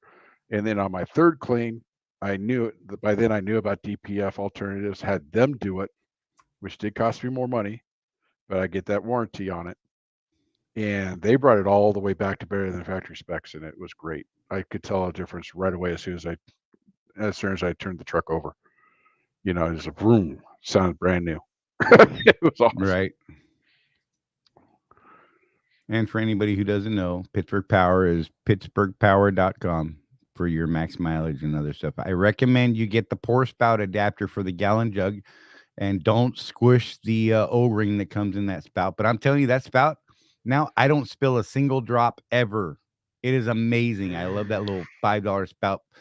Look, I'm going to say something weird, so make sure you order the spout with your first gallon and the squeeze bottle, because if you order the spout by itself, it's $5 and the shipping is 10. Which sucked a little bit, but I'm going to tell you, at the cost of that stuff, it was worth every penny. Honest to God, because now I'm not spilling a single drop of that stuff, and that hurt my feelings every time I spilt a little drop of it. So yeah, and it'll make you a little high too. Yeah, be careful with that stuff, man. Like, it's no joke. That stuff is potent stuff. It will eat through some stuff, man. Oh my gosh. So Randy, I'll dip into that. So am I wrong wondering why they're pushing for more contractors when the market is so bad? No, they're not increasing the overall fleet numbers though, Randy. And we actually touched on that with Adam and Jim. They're trying to maintain levels so that when the market does turn, we are able to service that growth that is expected to happen. And like they said, you know, they're turning down people coming in with fleets that they wouldn't be responsible for. I mean, financially, let's just put it out there. You know, guys that are coming in offering, hey, I'll bring you 25 trucks, and they're like, nope, sorry. Yeah, we know that they've signed guys coming in with their own trucks, 1 or 2 trucks, but those larger fleets, they're not signing those guys right now. And you know, so when you convince somebody to make the leap from the company side, that's a 1-for-1 swap on the seat. They're just going from company to owner operator, so the overall fleet is still the same size. Right. Let's see. Timothy Ransom said, those getting the camera with the coaching option for your personal use, be careful. If you get involved in a situation being sued, their lawyer can get access to camera coaching record and say you had a pattern. Then don't have a pattern. Right. Do better. If you're gonna take that coaching option, listen to it. If you're worried about that, I don't think you have to have the coaching. So this is like a thing right here, and I'm a little shocked by this. Muna Amro, I hope I said that right. Hi, I don't have a camera on my truck. So far, my insurance is still the same. I have not heard anything from the company regarding the camera or insurance. Do I need to switch my insurance? You don't need to switch your insurance, but you will need to have a camera installed in your truck if you continue to use Swift's insurance offering. That is an insurance requirement put out by them. The information came out originally around November and created a great big stink. And there's been messages and all kinds of stuff. They haven't really been talking about it lately. And maybe you're a new contractor, so you haven't seen those messages coming across the Zonar and that sort of thing. They should probably push that right now. We should probably try and get Brett, we should try and get Brett and Ian in here next week or the week after, if possible. Yeah. Just to really, because we're getting close to the drop dead time for a decision on what you guys want to do. But we will recommend to you that you look at our insurance offering. It is comparably priced to what we're currently paying Swift, without having a camera requirement, and the coverage and service you're going to get from the folks at Seabright and Tony Dennis and all those people over there is going to be far superior to what you would ever experience with the folks through TransStar and Ace Chubb and the other one, Mojave. It's just facts. So yeah, give it a shot. Give them a call, get a quote, see what you think. There's nothing wrong there's nothing committing you to anything. So give them a call, see what kind of offer they can make for you. We can't tell you what it's going to cost you because everyone's a little bit different, I guess. And so you'll need to actually have that conversation with them. But make sure when you call, you let them know that, number one, you are a Swift contractor, and you have to mention the fact that you want the Contractors Corner rate. If you don't mention Contractors Corner, they're going to put you in their general pool, and you're going to get a higher quote that won't be the accurate quote. So that's important. RC Trucker, the only reason I know about the camera's insurance topic is hear from you all. Haven't heard diddly from Swift. Well, I'm glad we're able to be your source of information. I am a little sad that they haven't been talking about it enough lately. They probably really need to. And like we said, we're going to see if we can't get a hold of Brett and Ian and maybe just have a real good discussion about it. They know how we feel about it. So I'm going to bring up the relationship thing again real quick, Charlie. Part of having a good relationship with, say, your OOC is calling them out on information you learned somewhere else that you should have had from them. Right. Sit down with your OOC and say, hey, these guys are talking about this camera thing, and I just haven't heard anything about it. I'm thinking you need to tell me what's going on. Don't be mean about it. Just let them know, hey, this could affect my contract. Because if you don't have that camera installed by April 1st or have other insurance, you're going on safety hold the next day. Right. Well, that's unfortunate. You're on your third year as a contractor. They did send out a ton of information early on, like I said, back around November, December, across the Zonar, on the owner-operator portal, things like that. And you should definitely reach out to your OOC and ask why you haven't been made aware of this. And call rapid response. I would definitely reach out to them and be like, hey, what's the deal? So that you can get better information, or, we'll do our best to keep you filled in here as we can.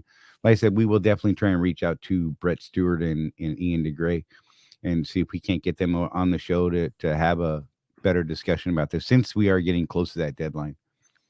And Gabe said, does Becker still like his Falcon Eye camera system? To the best of our knowledge, he loves it.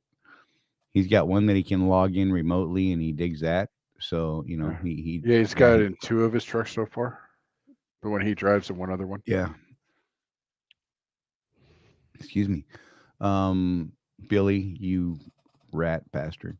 No, nothing. We didn't talk about anything about the mysterious load board. You wonderful person, you. I love you, man. We're going to fight at Target. I'm just saying. What we can say is we will have a meeting tomorrow. So we won't have any information on a show until next Tuesday.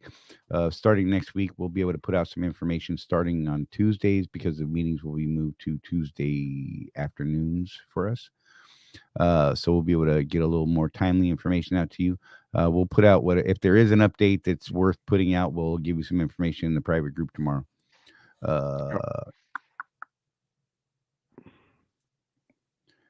any word from Tony about an accounting service? It wouldn't be from Tony. It's from Jeff Reese. He's working on some stuff right now. We're going to reach out to him here fairly soon. We just got so many things going on, as does he. I will tell you though that if you're talking to Tony himself and not Scott or one of the others, Right. ask him about it. You know, he will. He's a big proponent of QuickBooks, and he will tell you exactly how you should be setting up your QuickBooks if you want to use QuickBooks. Right. It'll probably be a 2-hour conversation. RC Trucker, I agree. Seems like if we're going to get red tagged, if we don't have it, that Swift would be a bit more vocal about it. They were very vocal about it. I don't know why they haven't been lately. I think they're making an assumption. Right. And you are absolutely very welcome. And we're glad you're here and glad we can provide you some information that, quite frankly, some others should have given you already. And that is something you should definitely address. And we're glad that we can be that source for you. Randy, sounds like a lot of contractor safety holes due to lack of two-way communication. I think, purely my opinion, I think that with a lot of this, there's a possibility that we come upon this deadline and there are a lot of people who either haven't swapped insurance or haven't gotten the camera and didn't know about the camera, and they're going to have to make an arrangement. Yeah. Well, you remember they did for the Zonar. They pushed Right. that out several times because of lack of don't equipment. count on it, but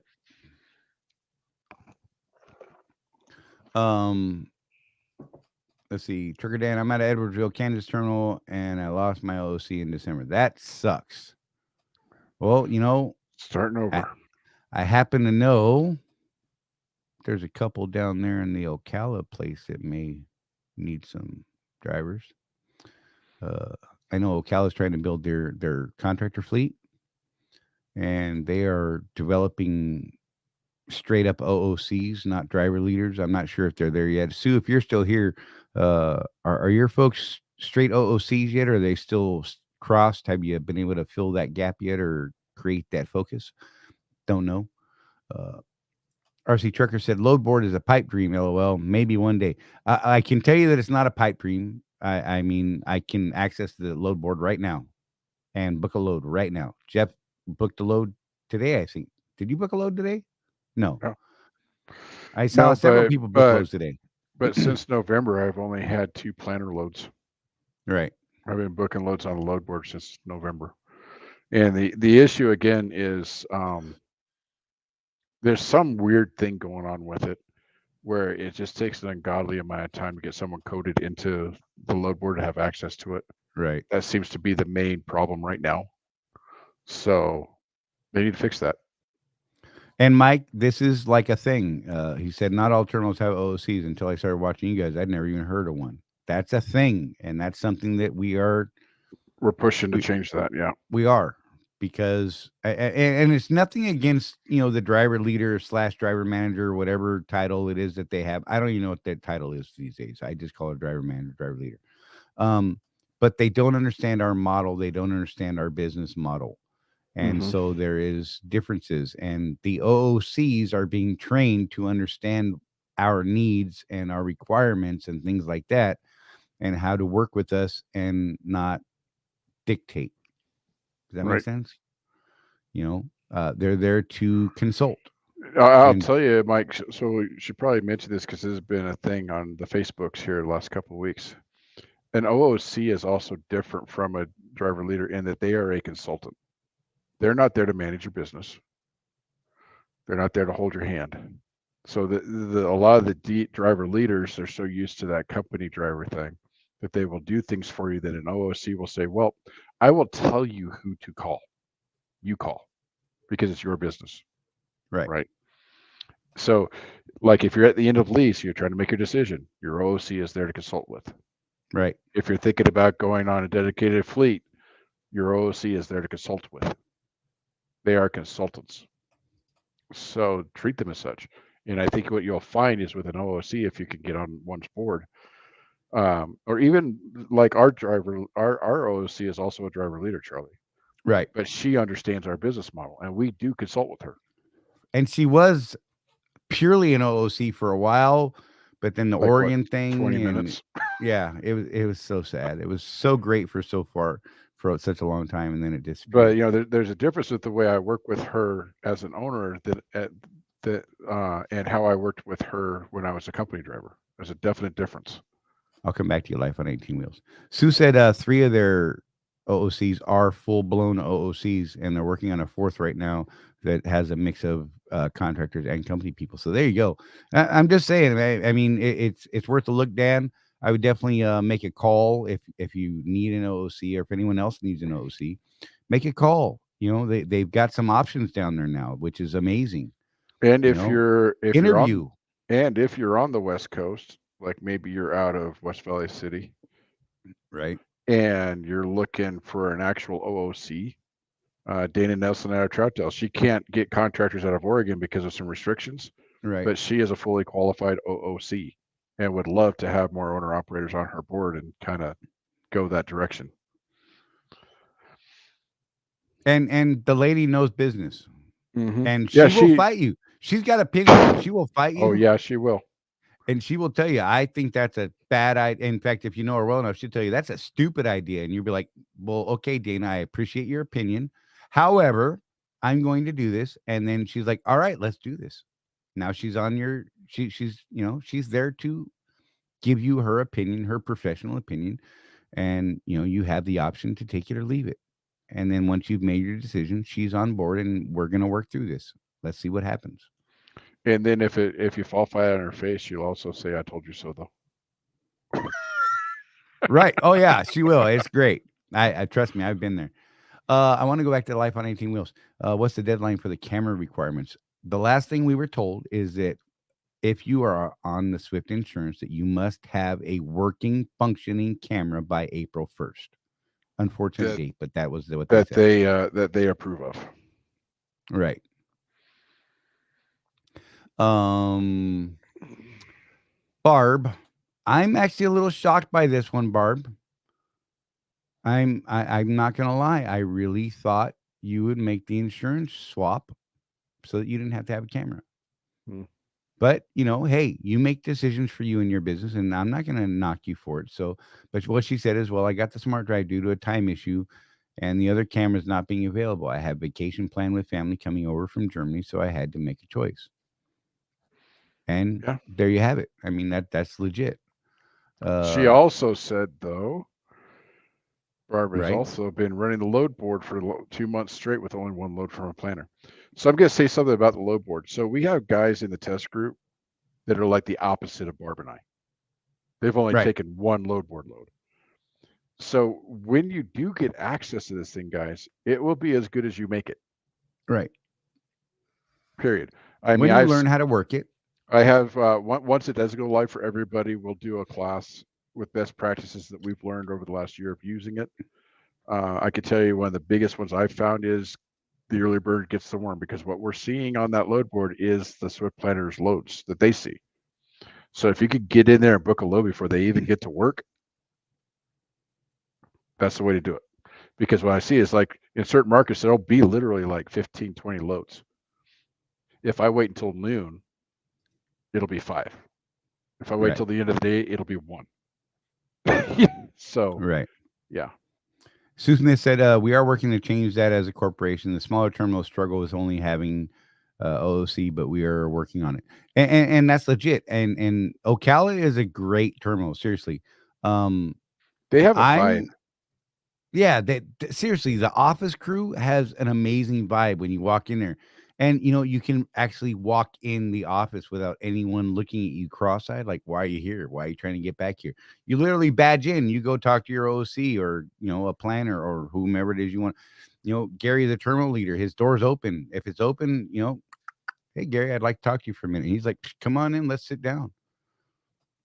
And he's not even my terminal leader. I mean, like, legit. I just talked to him the other day. It was great. You know, I walked in there and Sue wasn't there because she was working from home. Just to answer your question, fancy Kathy. internet connections. Yeah, her fancy stuff. what is Sue? Sue is an amazing person who used to be an OOC, but is now what's known as an OOFC. I believe that's owner operator fleet consultant, and what some used to refer to as the owner operator planner. That is a small part of what her job is supposed to be. So she took over the position where Omar Higgins was handling the East Coast. So she is now the East Coast OOFC. And a lot of what they're supposed to be doing is training OOCs and overseeing that program. And Sue is an amazing person to fill that role. And we have high hopes for Sue and very high expectations. And we're going to hold her to a standard that is probably unattainable. I'm sorry, I just had to put this one. I know. I was getting there. I promise you. I've got kids in the room, so I can't say it. When Lazy Fuck Recliners by Jason McPote said, when time travel becomes available, I'm going back to kill the guy who invented the camera. That's fair. I mean, hey, you do you, brother. I'm not condoning killing anyone. How's that? And Life on 18 Wheels says he seconds that the team at Ocala go above and beyond for their owners. From what I've seen, they really, really do. And there is a reason, guys, why we do kind of push that particular terminal, because Gary, the terminal manager, has a very lofty goal for his owner operator portion of the business that he runs, and we would really love to see him reach that goal. They really want to increase that contractor business. They really do. I'm not going to throw out their numbers and what their expectations are. That's something for Sue to talk about if she wants to, or Gary. Maybe we get Gary on the show. I mean, that there's a show right there. We got to get Gary on. Yeah. Because I mean, if they start implementing, they are absolutely implementing the things that we spoke to him about, and Sue and Grant and Tim. Jeff and I actually had a really good lunch one day with all these guys, and it was great. We talked about what their goals are, and how Jeff and I want to be a part of that. I think what they want to do is going to be amazing for us as contractors and for the company as a whole. And when they're ready to talk about that, I'm sure that they will. And so we will leave it at that. Let's see. Kathy said Ocala was one of her favorites. I would occasionally go there when I was there. Yeah, the staff, I will say that the office staff is amazing. I'm not a huge fan sometimes of the shop right now, particularly because parking is a freaking nightmare. Forget about it. Look, I got so frustrated. I got stuck in a hole in this dead end death trap at the terminal a week ago. And oh my God, I was fuming. And then I finally managed to wiggle my way out of there and still couldn't figure out a place to drop a trailer. I ended up dropping it on their little cross dock rampy thing that they got there. Dropped my Target trailer there and bounced. I was like, the hell, if they want to get mad at me, yell at me. Call me at home. I dare you. Someone call me. What? We're going to have words. Do it. I promise you, we're going to talk. But whatever. And when I went back, it was actually still in the same place. So now they know it was you. I'm cool with it. Look, it was still attached to my truck in the computer. They knew it was me. But yeah, so and the fact that they can't seem to get a freaking bunk heater for my truck that I've had since July, whatever. I mean, that's cool. And won't hold one if they do get one, and won't notify me if they are getting any. I'm just saying, I think that sucks. I am purchasing a truck that is supposed to have a bunk heater, and I'm having to idle my truck at weird times when I shouldn't idle a truck as it is. And it's costing me money, and I have a problem with that. So I think that's a legit gripe. And I expressed my displeasure with some people the other day. Just come on, man. Just throw Rosie a couple extra blankets. She'll be fine. Bro. But yeah. RC Trucker. How do we switch from DL to an OOC? It's a conversation you're going to need to have with your terminal leader, for starters. Maybe even your current driver leader, and say, hey, look, I'm trying to find someone that I can work with that understands the business model a little bit better. Be professional, explain what you need, and work from there. And, then talk to your terminal leader and move from there. And if if it is a terminal transfer, I'm sure something can be worked out. It's really not a huge deal. I know Sue is busy, but maybe you reach out to Sue if you need some help or guidance. Maybe she can assist you in that as well. Yes, she dropped a number. Cat's out of the bag. So yeah, and that's an amazing thing to us right there. Sue said, I expect Ocala to have at least 50% owners. That is a lofty goal that I think is amazing. And well, if you think back to the days when Jerry owned the company and ran the company, right. that was his goal back in the day. Half owner operators. He even said at one point 80-20, which blew my mind. I was like, wow, that would be amazing. And, it all boils down to we're taking on more of the risk. We have skin in the game. And what they're offering us in return is a potential to earn more money. That word is important though, right, Charlie? Potential. Right. Not guaranteed, but that's the offer. So let me go back to Sue's stuff here. She's a typing beast. Look at her. Owner count versus company count, RC Trucker. Need to have a higher percentage of owners. That's how they get these things. Grant, who is an amazing dude, and he and I are going to go out on a date sometime, and that's a whole weird discussion there. But we're going to go out and hang out, me and him. We're going to shoot stuff and eat meat. Stop it. Now has the majority of owner. He is the fleet, right? He according to now has the majority of owners under him. He is a fleet leader there and a really good dude to talk to. And again, another guy that really understands the business and a really easy person to talk to when you have a problem. Even if you're frustrated and a little hot and maybe drop a couple words that you shouldn't professionally drop, he's there. I mean, he gets it. He understands. And so, it's a good thing. And Sue said she's going to work on Gary for us. Right. And I'm going to back Sue up here because Billy said Sue's a trader, but she's not a trader. She's got a bigger focus to make it better for everyone. I have big goals and expectations for us, Swift and owners. And dude, seriously, she is, we know you're messing with her, but she is seriously one of probably a few assets out there, and I don't mean to say it that way, but that's a good word, buzzword, right? She is one of the people who is truly out there fighting for us, and gets it because she's been there. She's been one of us, and she's been in the office, and she worked through the office system, and the driver leader, the OOC, now OOFC, and she gets it, you guys, and that's what's amazing about her, seriously. And she's in a position where she gets to throw her weight around a little more, hopefully, and really kind of help make that OOFC position more of what it's supposed to be, less other planning responsibilities and more of the management that it's supposed to be that they haven't really been able to do. Narc is asking. I see it. What's up, Narc? Good to see you, buddy. Why click it? We're fighting over it. Jeff, what's your favorite color? My favorite color question, not a trick. Is purple. That's my favorite color. How did I not know this? I don't know. What's my favorite color? Do you know? You don't know either. It's gray. I'm just gonna throw it out there. Charcoal gray, specifically. Yeah, okay. I know it's weird, right? That's why you molest my truck more than other trucks. Whatever. But yeah, it's purple. That's my favorite color. Good to see you, buddy. Mike Henderson said the whole Swift shop issue is why I'm not going MRP. When my lease is up in June, I'm out of Lancaster and they can't open a Ziploc bag without photo. Oh, I dig it. Look, I'm not going to crack on anyone, but I hear what you're saying. Excuse me. John Chuba. Is it Chuba? Cuba? I feel like I'm butchering that. Chuba? I don't. There's so many ways to go. Like Chuba. Anyhow, Gary was my terminal leader in Minnesota. He's awesome. I still live in Minnesota, but my terminal is Ocala now.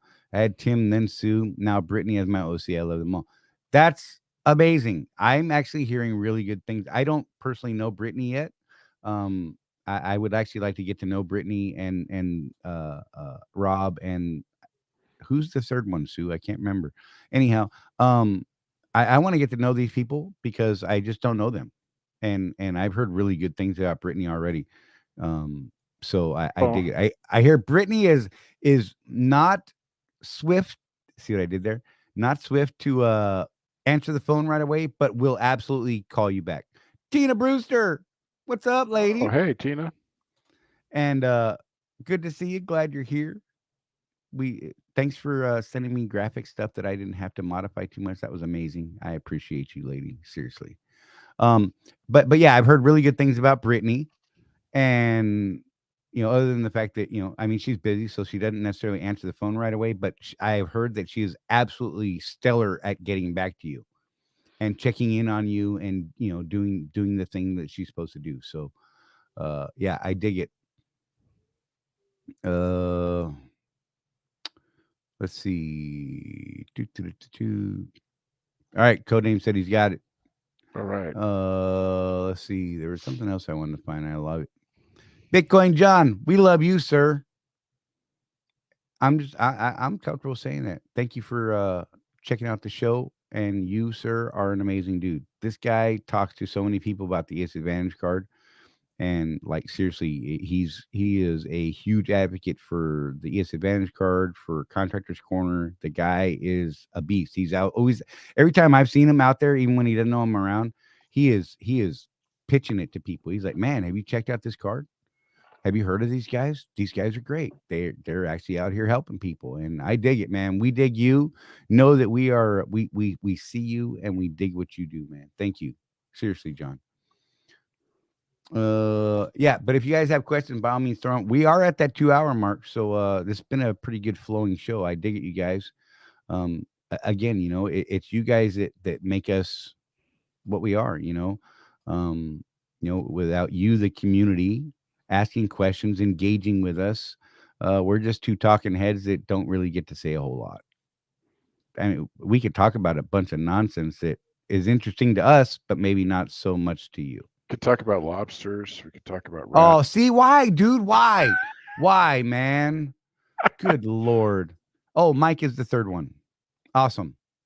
So I need to go in there and actually, it'd be cool just to go hang out with everybody and just, maybe that's what we'll do. We should go have a lunch one day at the terminal so that, I know these guys are busy. That'd be cool. I'll bring pizza. Hell, that'd be a thing. That's okay. Yeah, I'm down with that. I'll bring pizza. Not Chinese food. I'll be hungry 10 minutes later.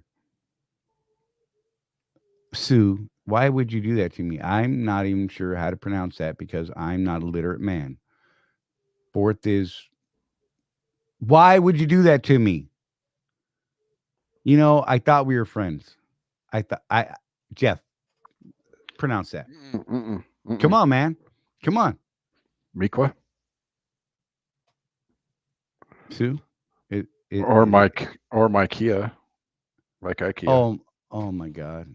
See, I feel like one of us is getting kicked in the junk. And it'll probably be me because I'll be there first. Probably. I apologize. My brain won't put those. IKEA. My brain won't put those letters together to say a word. I can't. I apologize. It's broken. I have head injuries. I'm just saying. I'm throwing that out there. I hit my head very hard in the 90s. Just saying. I have a defense. Jeff does not. Just remember that. Oh, other than 6 kids, all that. Whatever. I think that's a crutch. That's not even a legitimate excuse. Got the diabetes. That's my excuse. No.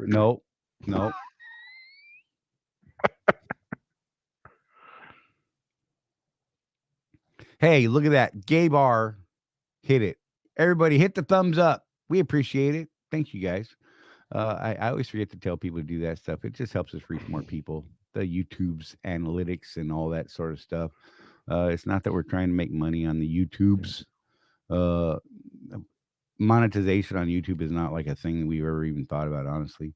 It's so far from our realm of thought. We just like being able to talk to people. Seriously. I mean, when we started, it was like 3 people. Yeah. And it was cool because we got to talk to 3 people at one time. And like, it wasn't 2 hours on the phone with one person, and another 2 hours on the phone with one person, and 2 hours on the phone with another person. That's a lot of time out of the day. I'm just going to say that. And then we started talking to 10 people, and then we started talking to 20 people, and you guys started talking back. So we dig what we're doing. So yeah, it's awesome. Sue said, let her know. I will. Heck, I'll try and line something up. So the entrance fee for that's got to be like a big lighter or something. Would you stop with the lighters? You know what? Well, you got to bring a Zippo to get pizza. How do you guys sleep at night? Dude, seriously? Like, I literally slept an hour last night. And okay, so I forgot to take my head meds last night. It's not for like psychosis or anything. It's for my migraines. But they have become like a weird crutch. They like knocked me out about a half hour, 45 minutes, right? And I didn't take them last night, and I forgot. And so I was doing work on the computer trying to get ready for today because I knew I had to go get this MRI this morning and pick up the son's girlfriend at the airport. And it was just going to be a busy morning and all this craziness. And next thing I know, it's 4:00 because I fell into a rabbit hole on YouTube and Facebook's on the silly little videos. The reels. Oh my God, dude. I am a sucker for the First Amendment audit videos. I love them. I do. I love them. It's my weakness. I find one and I am stuck for the next 5 hours watching one after another. I love those guys. Can't help it. Yeah. So like, and then I had to take a nap before the show today because I was like, oh my God, I'm going to look like a freaking zombie. So I actually got an hour and a half nap right before the show. That was cool. Just like wuss. I'm like, whatever. No, I told you need to go take a nap now because we were talking. Otherwise, you wouldn't wake up for the show. Well, yeah, okay, that's true. Maybe I just heard wuss. You know, sometimes I hear things in my head that I think people are saying, and sometimes I think I'm saying things, but it never actually comes out of my mouth. Hey, if the shoe fits, wear it. Yeah. Sometimes I try to put my size 12, 13 into a 10. It doesn't work. Just throwing that out there. Is it just me? I bet others have tried. Awkward silence.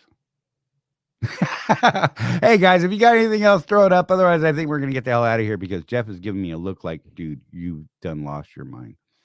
Barb W said, 26 watching, only 5 thumbs up. Come on, guys. Hey, look, it's cool. If you like it, hit the button. If not, it's free. I mean, it's no big deal.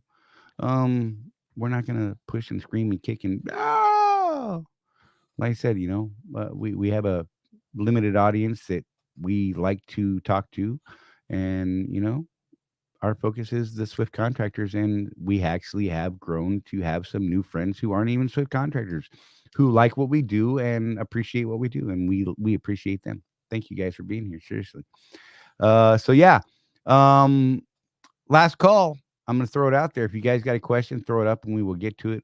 By all means, if you haven't reached out to Seabright about the insurance offering, I recommend you do that. Seriously. I don't know if you guys can see, but I've been waiting to put, it's going to be right here is where I'm expecting to place a shiny new duck. Just throwing it out there. Someday it'll happen. I actually talked to Narc the other day on the phone for like 2 hours. It was amazing. Like, we talked about all kinds of stuff. It was cool. Everybody, and then other people were like, oh my God, Charley talked to Narc for 2 hours. You should have seen the interwebs go nuts from some people. It was kind of amazing, but whatever. We actually had like real conversation. It was cool. I dug it. I don't want to let the secret out. Narc's a terrible guy. Narc's a monster. F you, Narc. That's fun. I'm sorry. I couldn't keep a straight face. So whatever, you guys. Yeah. So if you guys, if you got anything, last call, we're gonna throw it out. If not, we will be back next Tuesday. I think we need to reach out to Brett this week and see if we can get him and Ian on here to Yeah. talk about the camera stuff. Maybe next week or the week after, if that's possible. Yeah. I'm gonna maybe I'll text him right after we're done here. It's still early enough. And I got some other notes to ask them about other stuff. So I think we can just build a show out of it, get them on for, half hour, 45 minutes, an hour, something like that. Yeah. And work from there. You guys, again, we say it every week, but it truly does mean a great deal that you guys come spend time with us. We don't take it for granted. We are very humbled and grateful that you guys are here. I know it may sound a little cheesy to some, and some are like blah blah blah. No, we truly mean this. Like I said, without you guys, we're just Jeff and I talking on the phone. Yeah. We truly dig what we do, and we're trying to build another business doing what we do. So that's where we're at. We hope that you come back next week. We're here every Tuesday at 6 p.m. Eastern time. We've been here for well over a year and a half, maybe a year and 3/4 coming up, right? August will be 2 years, because my surgery was August. Mm-hmm. So whatever that comes out in March. March. And this year's birthday party for the show, Charley will not be stoned. Right. I won't be high out of my mind. I hope. Right. It's I don't know. We shall see. That was brutal. Good Lord, that was brutal.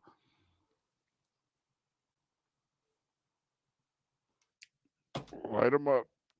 Yeah. All right. So I'm going to go have dinner. Jeff is going to go do other things, I'm sure, and spend time with that. I can smell the meatloaf in the oven. Nice. His wife is doing some amazing work for us on some graphic stuff, and we're driving her nuts because we're like, we want this. And she's like, ah! She's our graphic lady. She does cooler stuff than I do. I do some basic stuff for us, and she does the real hard work. Seriously. Mm-hmm. Any response? Wait. What are we responding to? I don't know. Oh, I don't. Swift drivers down. You're giving us a thumbs down. Okay. Hey. Okay. I mean, you could do that. I mean, if you really want to, that's cool. Whatever. But we like what we do. Hey, we're glad you're here. It's cool, man. Yeah.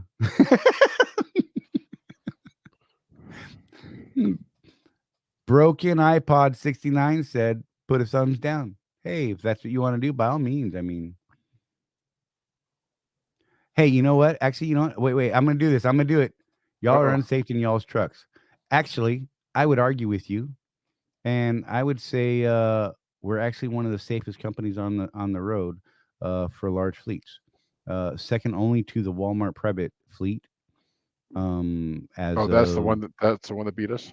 Yeah. And only slightly did they beat us in the last numbers that I saw. When you look at the amount of accidents per million miles, it just looks like we're bad because of how many trucks there are. When you have 18,000 trucks on the road, and you're going to have wrecks, you're going to have accidents. We're actually seeing now that a great deal of those accidents that are involving Swift trucks aren't actually Swift drivers' faults. So, I mean, it's cool. I mean, you got your opinion. I'm not going to fight with you. It's cool. I would say go look at the stop it, Jeff. I would say go look at the safer stats and see what the numbers are. I don't have that pulled up on my screen right now.